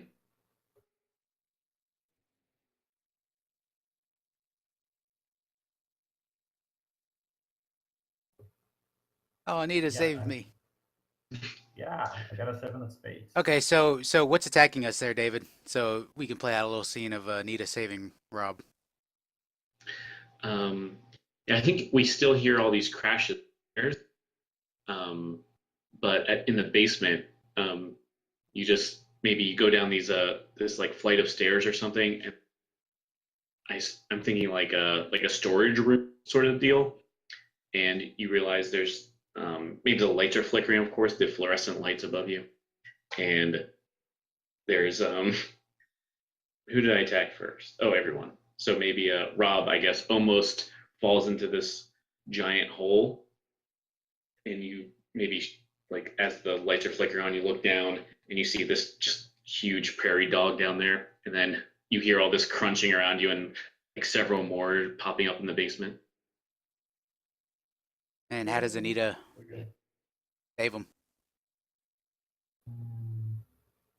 I'm guessing she sees. Oh, that's David's part. I'm sorry. Oh, is it my part or Nita? Either one of y'all. Yeah, I'm fine with you. If you got an idea, go for it. I was just gonna say one of the prairie dogs tries to pull him under and eat his face off, and she wraps her feather boa around him and pulls him back and says, "Oh no, he's my one ticket out of this crappy town. You're not taking him, you big rat." I love it. All right. Amazing. So do I keep attacking people? Yeah, because nobody died yet. I think I'm gonna go after everyone then, jerks. So Rob's definitely gonna die because he's out of cards. Oh yeah, that works. Well, you only got to be a 2. Can I help you even though you don't have a card? You could, but then you'll be out of cards too.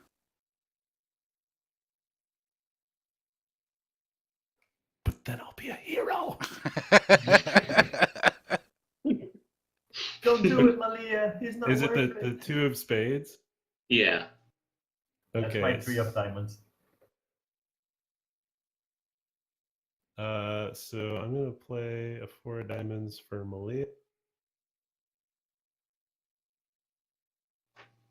And I'm gonna play a 4 of clubs for Rob. Nice. All right. So How bloodstains in my radio station. David, how does Rob get into trouble again? I think so. This prairie dog hops out one of them.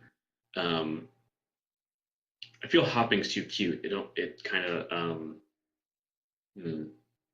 just like crawls up as if it's coming from the depths of hell, and it just scurries over to it to attack. Who was the savior there? Malia. Malia. Yeah.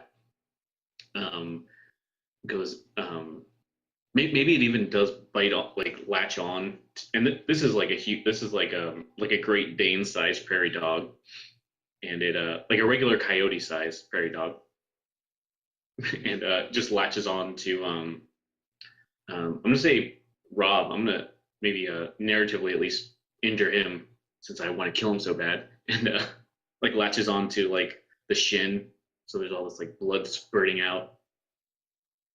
But yeah, how do you maybe you? I think Malia has like a microphone and out of a case, pulls one out of a storage case, starts throwing them at all these old microphones, throwing them at the prairie dog, trying to distract it.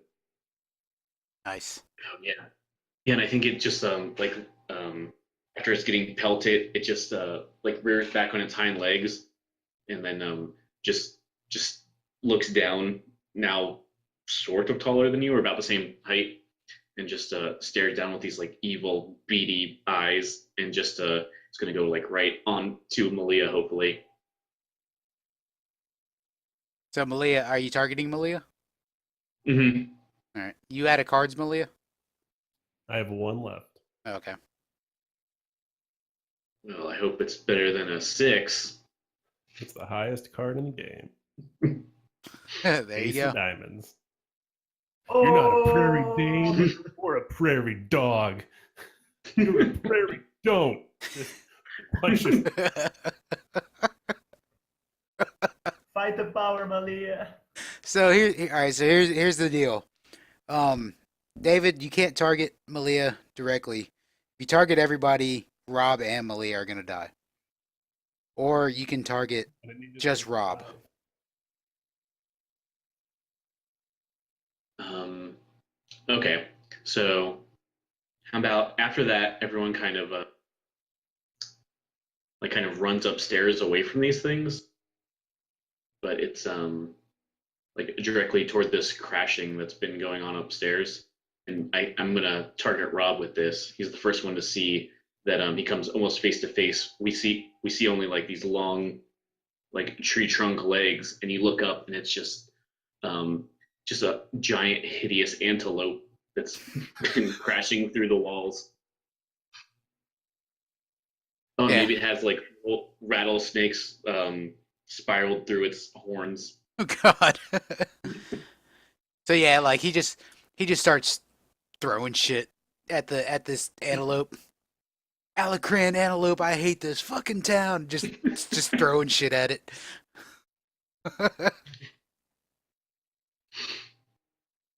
And then you automatically die, right? Or no, I guess Luis could save you still, right? Well, yeah, but I mean, I'll do it just in case. Well, I could, but I won't. and so ends Rob. Oh, and I think it opens the antelope opens its mouth and it just has like rows of like shark teeth basically, and just eats it.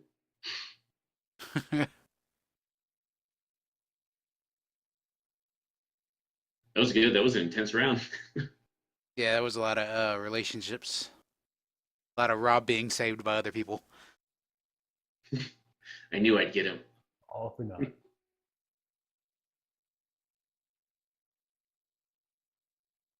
All right, so I'm the killer. How many characters we got left? 1, 2, 3, 4, 5. Okay, so after 2 more characters get killed off, we go into the final scene of the game. All right. So the radio station's now overrun.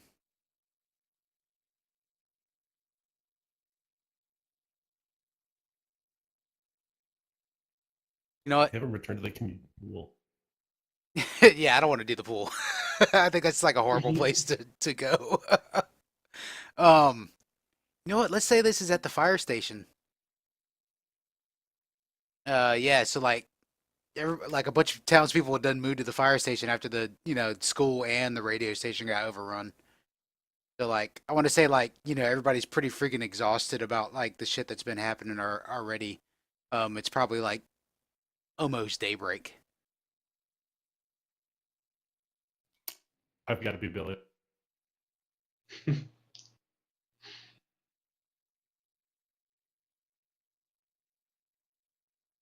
I'm gonna give Malia a try since I haven't played her yet.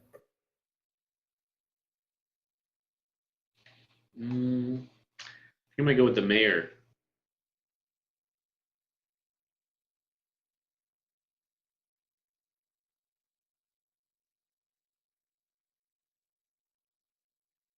Um, let's say like a lot of the townspeople have like fallen asleep. Those that could sleep have fallen asleep, but some of them are just too nervous to sleep. Some of them are pacing. Um, maybe like somebody's kind of standing guard. It is like trying to hold up one of Hercules' guns that they picked up off his body, and it's like so freaking heavy. They can't even hold it up. And yeah, role play. I think Mayor Joanne here is just on like I guess whatever phone they have, and it's just like dialing over and over again. She's like, National Guard, National Guard, no, National Guard, no, National Operator, just not working. Malia steps over to like, they're not gonna answer it, Mayor. You know what it is, right? She just gives you a quizzical look. It's a conspiracy. They target the school. They targeted my station. It's obviously a directed attack by the government to silence the people and stop education. They want to quiet me. They won't. You preach, Malia, you preach. And Billy has put up like on the fire station. I assume there's just a map of the town, and he's got like pins and pictures, and he's got the string, and he's like, "There's got to be tunnels. There's got to be tunnels. Scorpions they dig into burrows." Would you two just keep it down? I don't want everyone to panic. Don't you understand what you Look have on around. your hands here? This is the emergence of a new species. All of these animals have to be protected. We can't kill them, Mayor. Yes, that's very fascinating, but I just want to get safe. I want to live through this night. Yeah, you want to live through this night. You can collect your paycheck from the government for involving us all in this experiment in thought suppression. I'm not gonna keep quiet anymore. Malia, if anyone would know if there's an experiment going on, it would have been you. Please, there's nothing going on. It's just a terrible night. There's Every nothing city going has on? one, I think. There's nothing going on? You didn't see what we saw back there, Mayor. You didn't see those giant gophers trying to eat our faces off. A centipede came from behind Pamela and just with her head just. Listen, I'm gonna be sick. I Really. saw my best friend just killed in front of me, okay? I'm having a bad night too. But we got to come together and we got to be quiet so that these people can be safe and not panicky. So as soon The as you last say that, thing- as soon as you say "be quiet," the fire alarm in the fire or the alarm in the fire station goes off. Of course, waking up anybody that was able to sleep. What's happening? Are those the air sirens? Is the government bombing us? Billy's No. just panicking and like trying to find where the fuse box is to try and take out the alarm. Probably has to go down the fire pole. Billy's always wanted to go down the fire pole. So as Billy grabs the fire pole, the alarm just cuts off on its own, and like everybody's like dead silent, like looking around at each other, and like it's just totally silent for about, I don't know, 5 to 10 seconds, And the mayor's just like, and then you hear the howling. Whatever you do, don't kill them.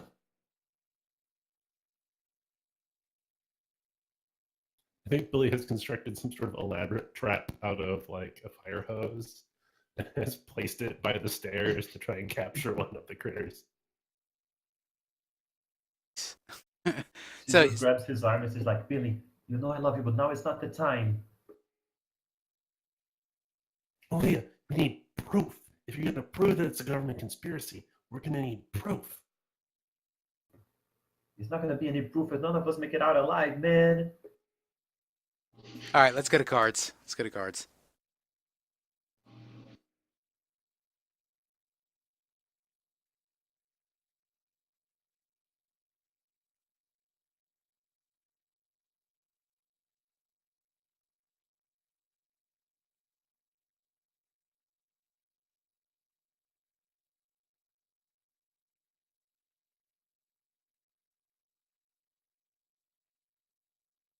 uh-oh, doesn't look good for the mayor.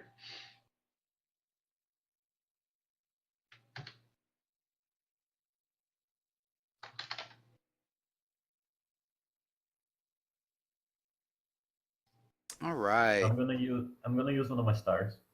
Okay.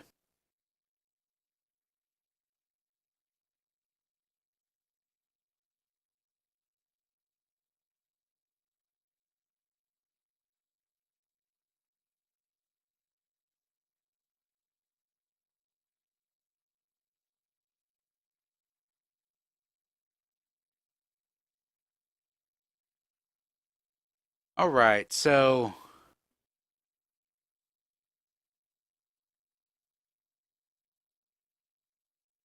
let's kind of even this out a bit. Malia's got the most cards. I'm gonna target Malia first. Fair enough. Like she just finished saying, we need to make it out alive, man. All right, Malia, you have to beat. Oh no! Oh. There's only one card that beats that. And it's not a 3 of clubs, is it? Did you use both of your stars? No, I didn't use one of them. So you can Can I use still one use to it? trade out that 3 for something else. Trade it for the ace of diamonds.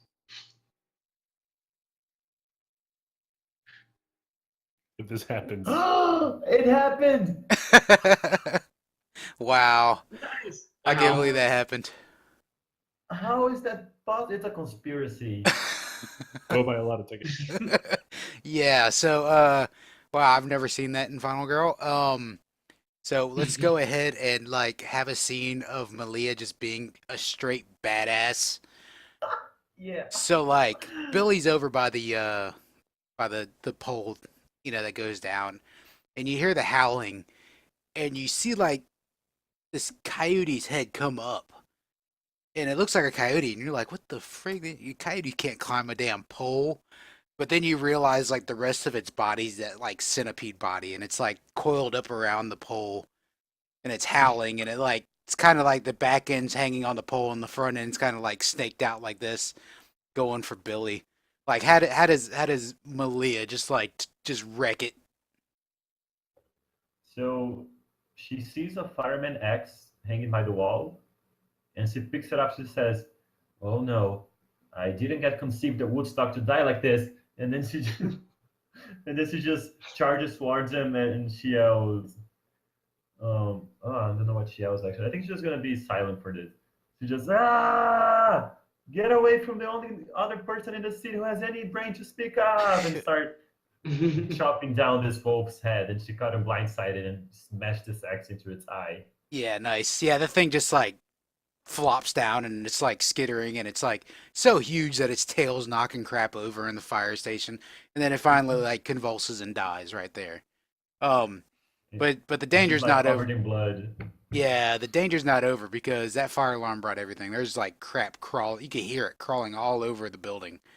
So I'm gonna target everybody, and get to beat a Queen of Hearts. Uh-oh. So this is another scene. Can I use my stars again? No, no, no. This is the same scene because I'm still the killer. Oh, oh no. Malia, no. I'm gonna use my star.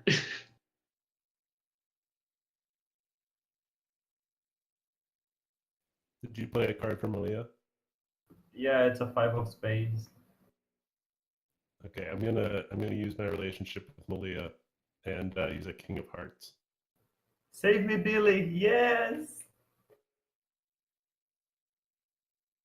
All right. Did anybody not get higher? Hang on, I'm drawing another card real fast. I probably can't beat that, but we'll see. You can delete the card if you click on it and press delete. Oh yeah, I can't. I just put it sideways to show that that's the one I discarded. Oh. You want me to delete it for you? Yeah, you can.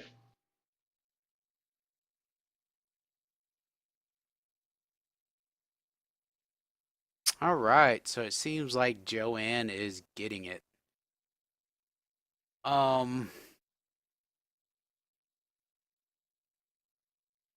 Let's see. So Billy saved Malia after Malia was just a badass and cut this thing in half. So like I'm imagining like as this thing is like convulsing and dying, like it whips around its tail, and it's got like the end of its tail is not like a normal like scorpion tail. It's like got like or not a scorpion but centipede tail. It's actually got like a barbed stinger on it, and it's swinging back, and it's going right at Malia. How does Billy? I think Billy's really quick thinking and grabs a fire hose off the wall because this fire station still has a fire hose in it. Yeah. Or actually, no, there's a fire extinguisher. This is even better. And just starts spraying onto the stinger to sort of like freeze and make it uncomfortable, and like pushes Malia out of the way, but fills the entire upper thing with that like foggy chemical white powder. Nice. So like as the mayor Joanne sees this, she's like, "Oh my God! I swear to God, I'm gonna give the both of you the key to the city. Oh, we're gonna build a statue to you." And just as you say that, like you see a spot like behind her on the other side of the window she's standing in front of, because you guys are on the second story of this. You see like this huge spider come down on its web, and it like kind of blocks out the moon behind her, and it just like reaches through, breaks the glass, hugs the mayor, yanks her out the window, and is gone.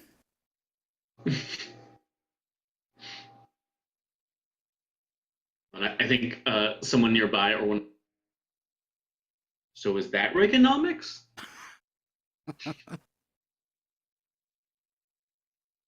All right. So make sure you give your character stars if they survived. I still can't believe Louise pulled a freaking ace of diamonds on I ace can't believe odds. it either. That's ridiculous odds. I'm glad we got it on tape. Yeah, we do. Okay, for our next scene.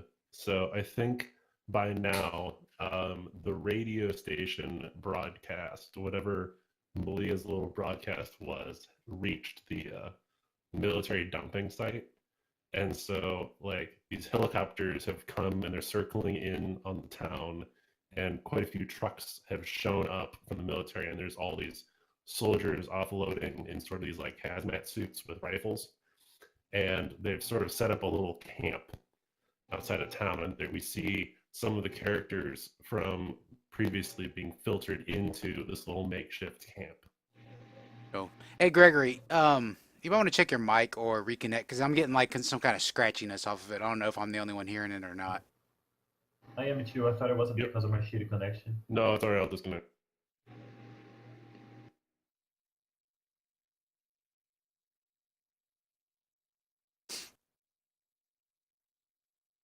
So this is the last step, right? After this is dancing. Yeah. So this is the penultimate scene.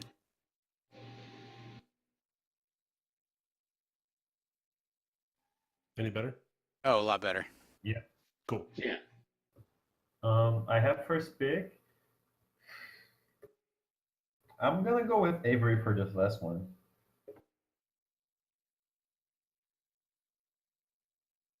Am I next? Yeah, David. He might be the only one who hasn't been Billy. Try him.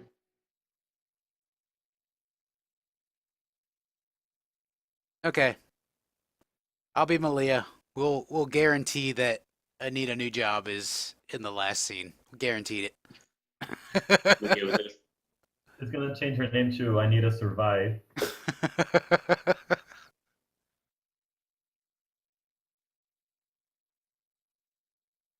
All right. So we're sort of at the gates, and all of the soldiers are sort of grabbing people, like opening up their eyes and like shining lights in their eyes and like making gestures, and some people are being pulled aside to one side of things, and some people are being pulled aside, and then all three of you are being pulled to one side and told to sit down in this one tent.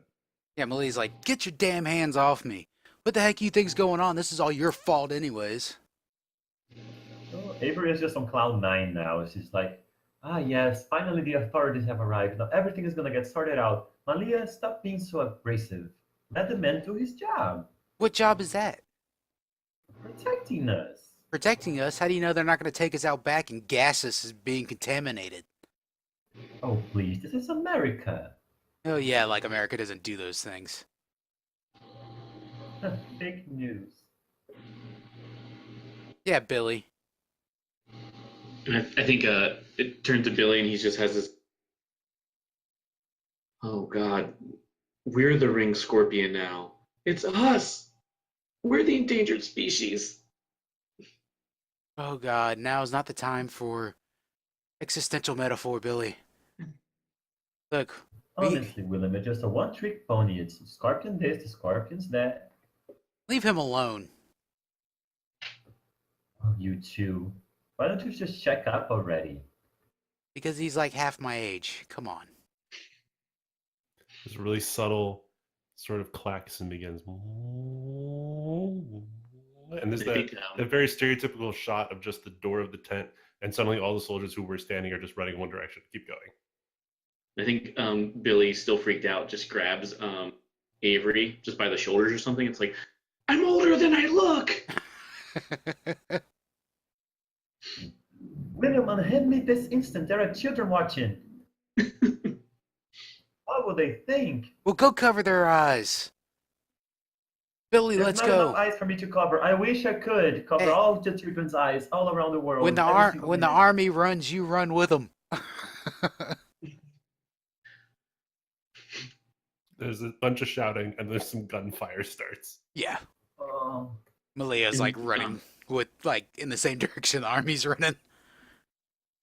And Oh, dear. Billy's, maybe he like holds Malia's hand as they're running. It's like, I don't want to die like this. There's so many other things to protect.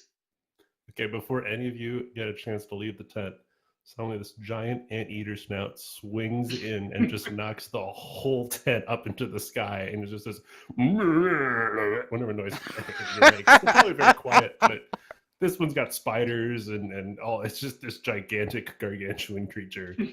So we're definitely hitting cards now, and I'm targeting everyone. Avery just like,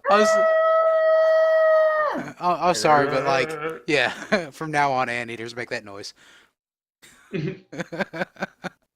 Angle new relationship. Do you think that was enough for that? For what? what? Oh no, I guess I already have one with Malia. I was trying to go with screwing Malia. Oh, Yeah, no, I don't. she held you in the friend zone. Yeah, Yeah. that sounds like Billy. Sounds like it's right.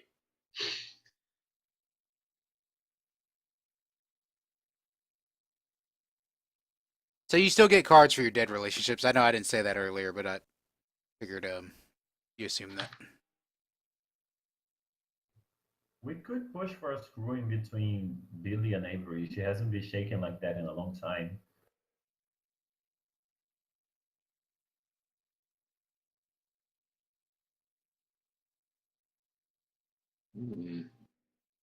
Maybe like Just she looks a flustered after subtext. that. What was that? I mean, like the hidden subtext. Maybe they like make eyes at the end or something. Yeah, like, William, I never thought you could grab a woman like that. I'm good with that, but I will point out I played Billy, and I did not add an extra X for surviving the fire station. Ah. So Billy hit.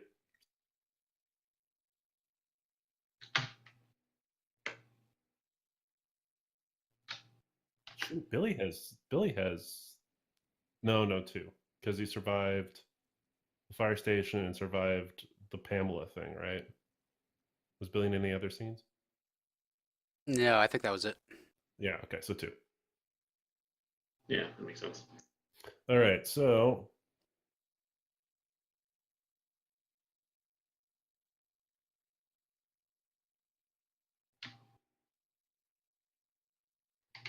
five of spades.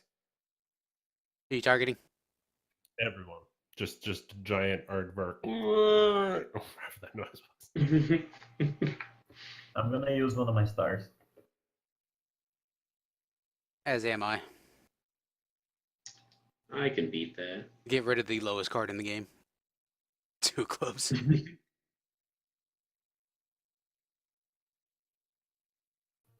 Not today, Eater, not today. All right, so Malia played a 7 of clubs. All right. Avery played an 8. So you're all running from the tent, or what was the tent, and now suddenly the ground is starting to open up, and the prairie dogs are starting to jump out of the ground, and they grab on to, let's grab on to Billy. Oh no.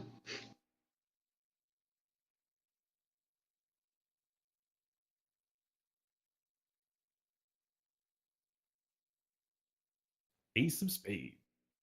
Ooh. That's not great. Hmm. All right, I'm gonna draw one.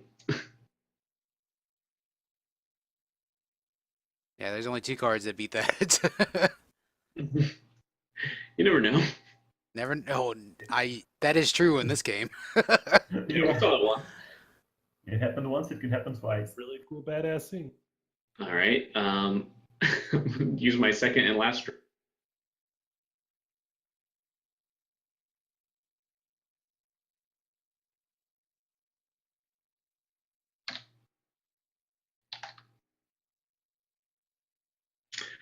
Nope. All right. I'm gonna go with my 5. I'm guessing, Louise, you don't have any. All right. I know. Yeah, I mean, beat Ace of Spades. It's something totally different. So yeah, this prairie dog latches on, and we just starts pulling Billy underneath, and he's grabbing on. And, no, no, and wasn't Billy holding Malia's hand? Wasn't that? Was. Yeah. Yeah, was. And Malia, maybe you hold on, but then it's just suddenly this. Maybe wrench. maybe she said like we had stopped for just a second. She goes, "But Billy, we're just friends." As the second she lets go of his hand, it's like Oh, that's when he gets no. grabbed. His face just like, oh, and boom, he goes there, and then then the troops are firing everywhere, and we just sort of fade out on Avery and Malia, probably running separate directions, but yeah. Oh, what if it's like, oh, Billy, we're just friends. Like looks over at her hand and it's just a severed. She's like, oh, okay, that works.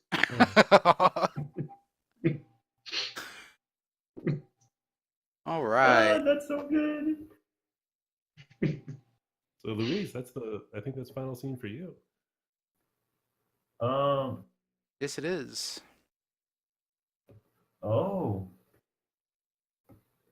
Is it right? I thought when there were only 3 characters, we played the person who had the most X's picked whatever happened. No, we play out one last scene to figure out who the final survivor is.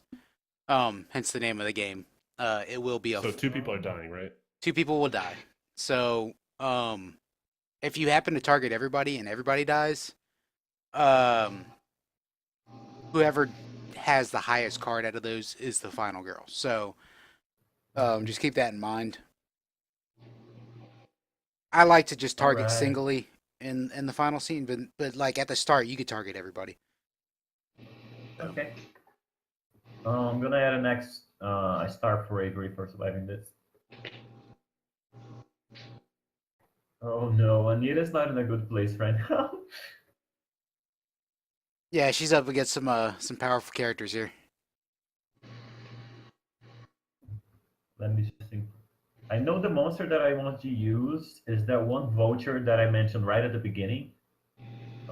He was foreshadowed and now he's gonna make his appearance.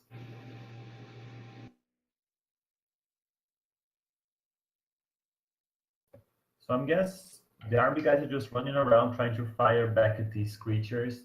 And we see Malia, Avery, and Anita walking to the town square at the same time from 3 different streets. And they just like,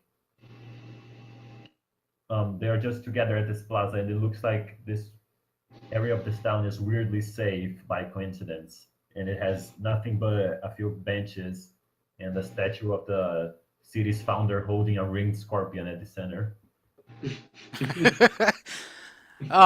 Real quick, I noticed on Anita's on the character sheet, Anita has Anita listed under friendship.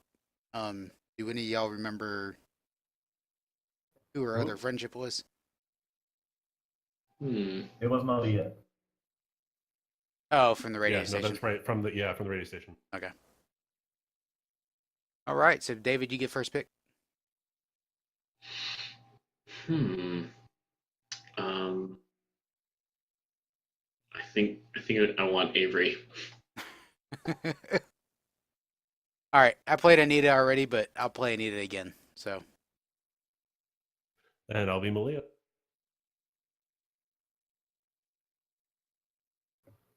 Yeah, so it's like I said, the three of you just step into the town square at the same time, and it looks like weirdly nothing is happening here, and you just like match, lock eyes with each other in turn as the sound of bullets echoes through the night, mingled with the noises of like 10 different mutated animals. Yeah, so like Anita goes running towards uh Malia.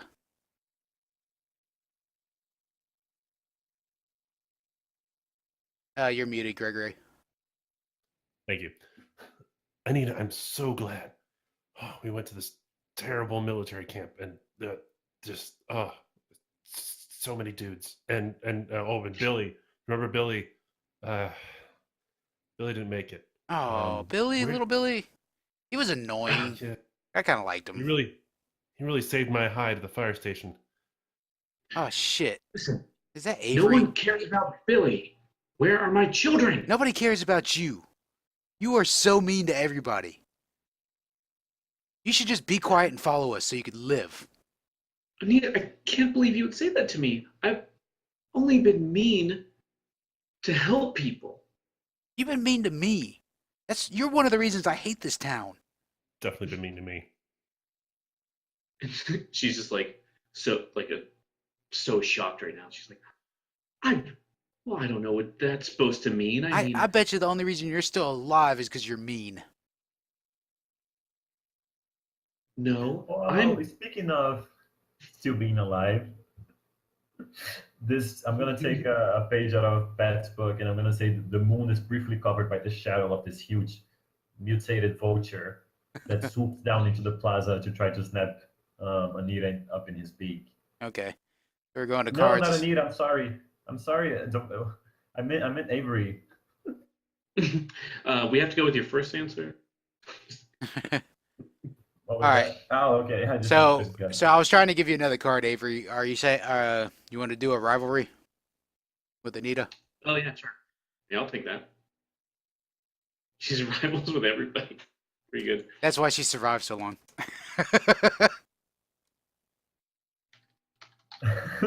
That's the best strategy. You just be an asshole. Yeah, a lot of times the assholes are the final girl, or the character that like nobody ever wanted to play. So like nobody played them until like the final scene. You're like, oh crap, where was this character at the whole movie? Just sneak through the cracks. Like, 2, 3. I got a Queen of Hearts. Oh my gosh.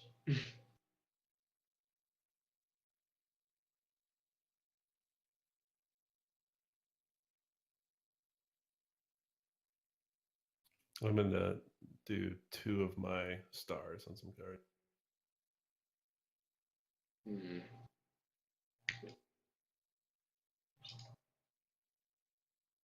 I got you.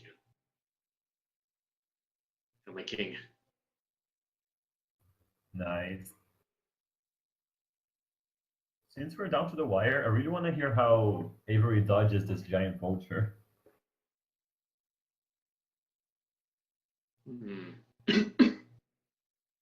um. Oh, so if oh wait, I'm gonna make her despicable. So if there's I assume there's like more met up here. He did, and she at the last second she kind of looks up in the sky and sees this this like buzzard kind of coming down to challenge her. She just grabs someone like a janitor or something that was also there and just shoves them in the way. Oh, so good. And they just get like splattered with this really fake blood as the janitor dies, who was just an actor, who was a director's friend and wanted a part in the movie. So, as the vulture starts, Yeah, I was gonna say Avery. I was gonna add as Avery dodges it. She's like, "I have children." You can't kill me. I'm a mother. Yeah. And as the guy dies, he's like, "I have kids too." Carries. Yeah, his screams echo through the night. I had kids too, as he's carried up. And The minute the one buzzard flies through the air, it joins a circle of buzzards that nobody had realized was circling the plaza, and they just start like flying down at the same time and picking off people, and that's gonna be targeting all of you. Okay.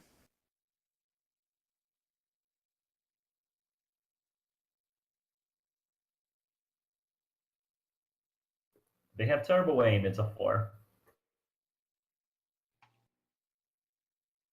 6 of diamonds.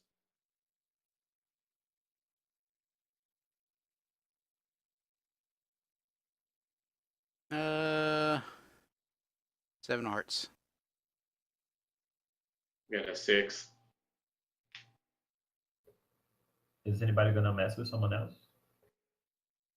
Not yet. Yeah. So PT Lady's going in front of us, but yeah. The buzzard just start picking off the extras as the three main characters run along the plaza. And it turns out that they were not just by themselves. They were carrying on their backs, let me see, a bunch of ringed scorpions who have been mutated, and their rings are now glowing in the dark as they fall towards the plaza. And they're about the size of a large dog, and they're trying to pierce. I just really want Avery to die. I'm so sorry, David. One of them is trying to sting at Avery. You're not the only one. It's fine.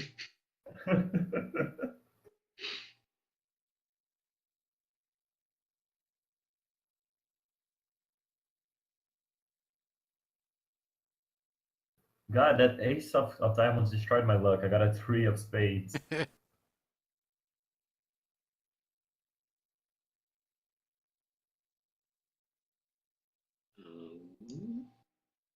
Got a 7. Okay. All right. Right. Actually, I'm gonna play my rivalry here. I'm gonna You got attempt it it. first. I'm gonna attempt it. All right, Avery. You gotta be a jack of clubs. Oh, all right. So do I put this one back?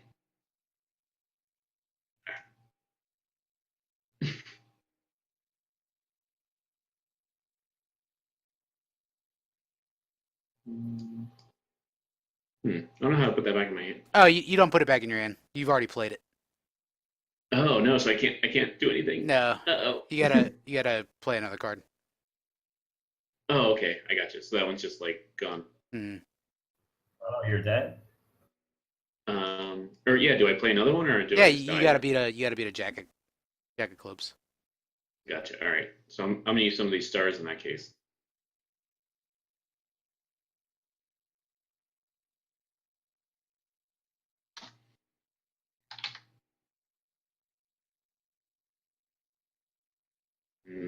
Well, number 1 didn't work.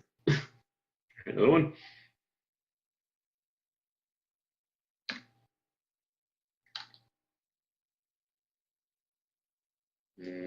Also no. Last one.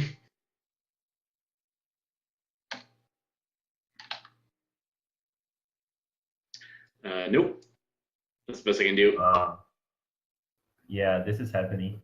So yeah, this. So now I gotta figure out how Anita gets Avery killed. That's gonna be so good. So yeah, this scorpion is just like skittering really fast towards Avery, and it's got venom dripping from its sting. Yes. So like Anita, like I imagine like Anita's like they're like they kind of all met up and kind of running together in the same direction, and Anita happens to like drop one of her shoes that no longer has heels because she was running with the shoes in her hand, and just Avery it gets caught up in Avery's feet, and she just trips over, and like Anita does that thing where she had run a few steps already, and then turns around to look, and then takes like a step back like she's gonna go help her, and then you see all the creatures come out, and she's like, "I'm sorry," and turns around to go back. Oh, so good. But the And children. The The children. So what I think happens is she steps into the back of the hill and pierces her foot, and she falls down, and she turns around at the last second and gets like impaled by this thing and lifted into the air. Oh, Yeah, love it. Awesome.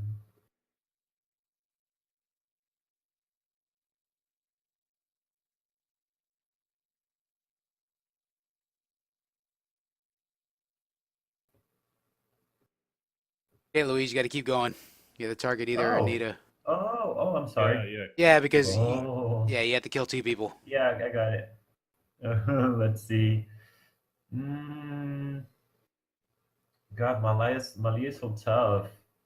I think she's yeah. I don't think Anita's gonna make it to the end of this. I'm gonna attack both of them and let fate decide. All right. Well, he has got so many stars. I used 2 of them. Oh no, it's an ace of hearts. Oh, wow. Okay, so we need some of that Ace of Diamond magic. So I'm going to throw this one in. Draw another Why card. did I?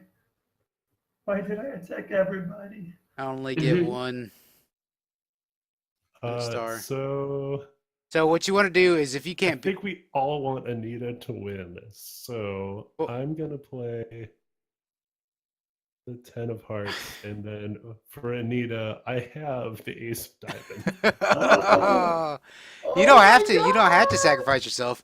You're really... No. I think it's awesome. I think Malia wants to go down fighting a good fight. Okay. Well, then in that case, I have the perfect card I just drew for Anita, and it's the Queen of Spades. Anita's new drag queen name is the Queen of Spades. Oh, so good. So oh my God. I think I think Malia they're running from the scorpions, and they've cut down a couple streets, and Oops. Malia is sort of at one end of an alley and has pushed Anita into it, and suddenly all the scorpions come around, and sacrifices herself and tries to, I don't know, push Anita into a car or something to get her out of here. I think we do the classic climb over the fence while I stall them technique. It's like, go, leave me. All right. Your very existence is an act of defiance of the system. Yeah, Anita's like, you don't have to do this. Please, I'll stay with you. I promise. Get out of here, Anita. Get out of here. Tell the government what they did. And she's pounding on the window as like you start seeing the scorpion bits around her face. No! It's like, just go, punch it. Tell them what you saw. Yeah, and she flies off. Tell them what you saw is so good. Awesome. So yeah, all right. Anita Newjob is our final girl. As if we didn't see it coming like halfway through the game. So who had the most dead characters? That looks like David. 1, 2, 3, 4, 5. David, yes. Oh yeah. Okay. So you get to do the epilogue, how the movie ends right before the credits. Oh, perfect. Yeah, I have the perfect idea for that. So yeah, I think even all the credits go, and then it's the after credits Marvel style, and then it just goes back to the oh man, I forget where he died, but somewhere it's a dark place. We don't know what's going on, and all these like animals are just kind of like these hideous animals are just kind of like shuffling toward this one center in the spot of like the center of the floor, and there's like close up of like a prairie dog and just vomiting all of these ring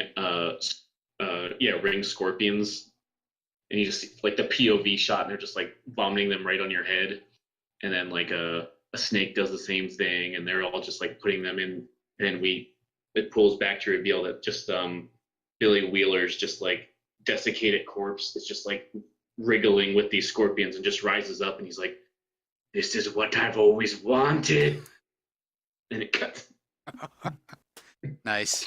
Excellent movie. Oh, so good. Excellent campy horrible horror movie. Love it. And definitely the sequel will be Billy's Revenge. Yeah.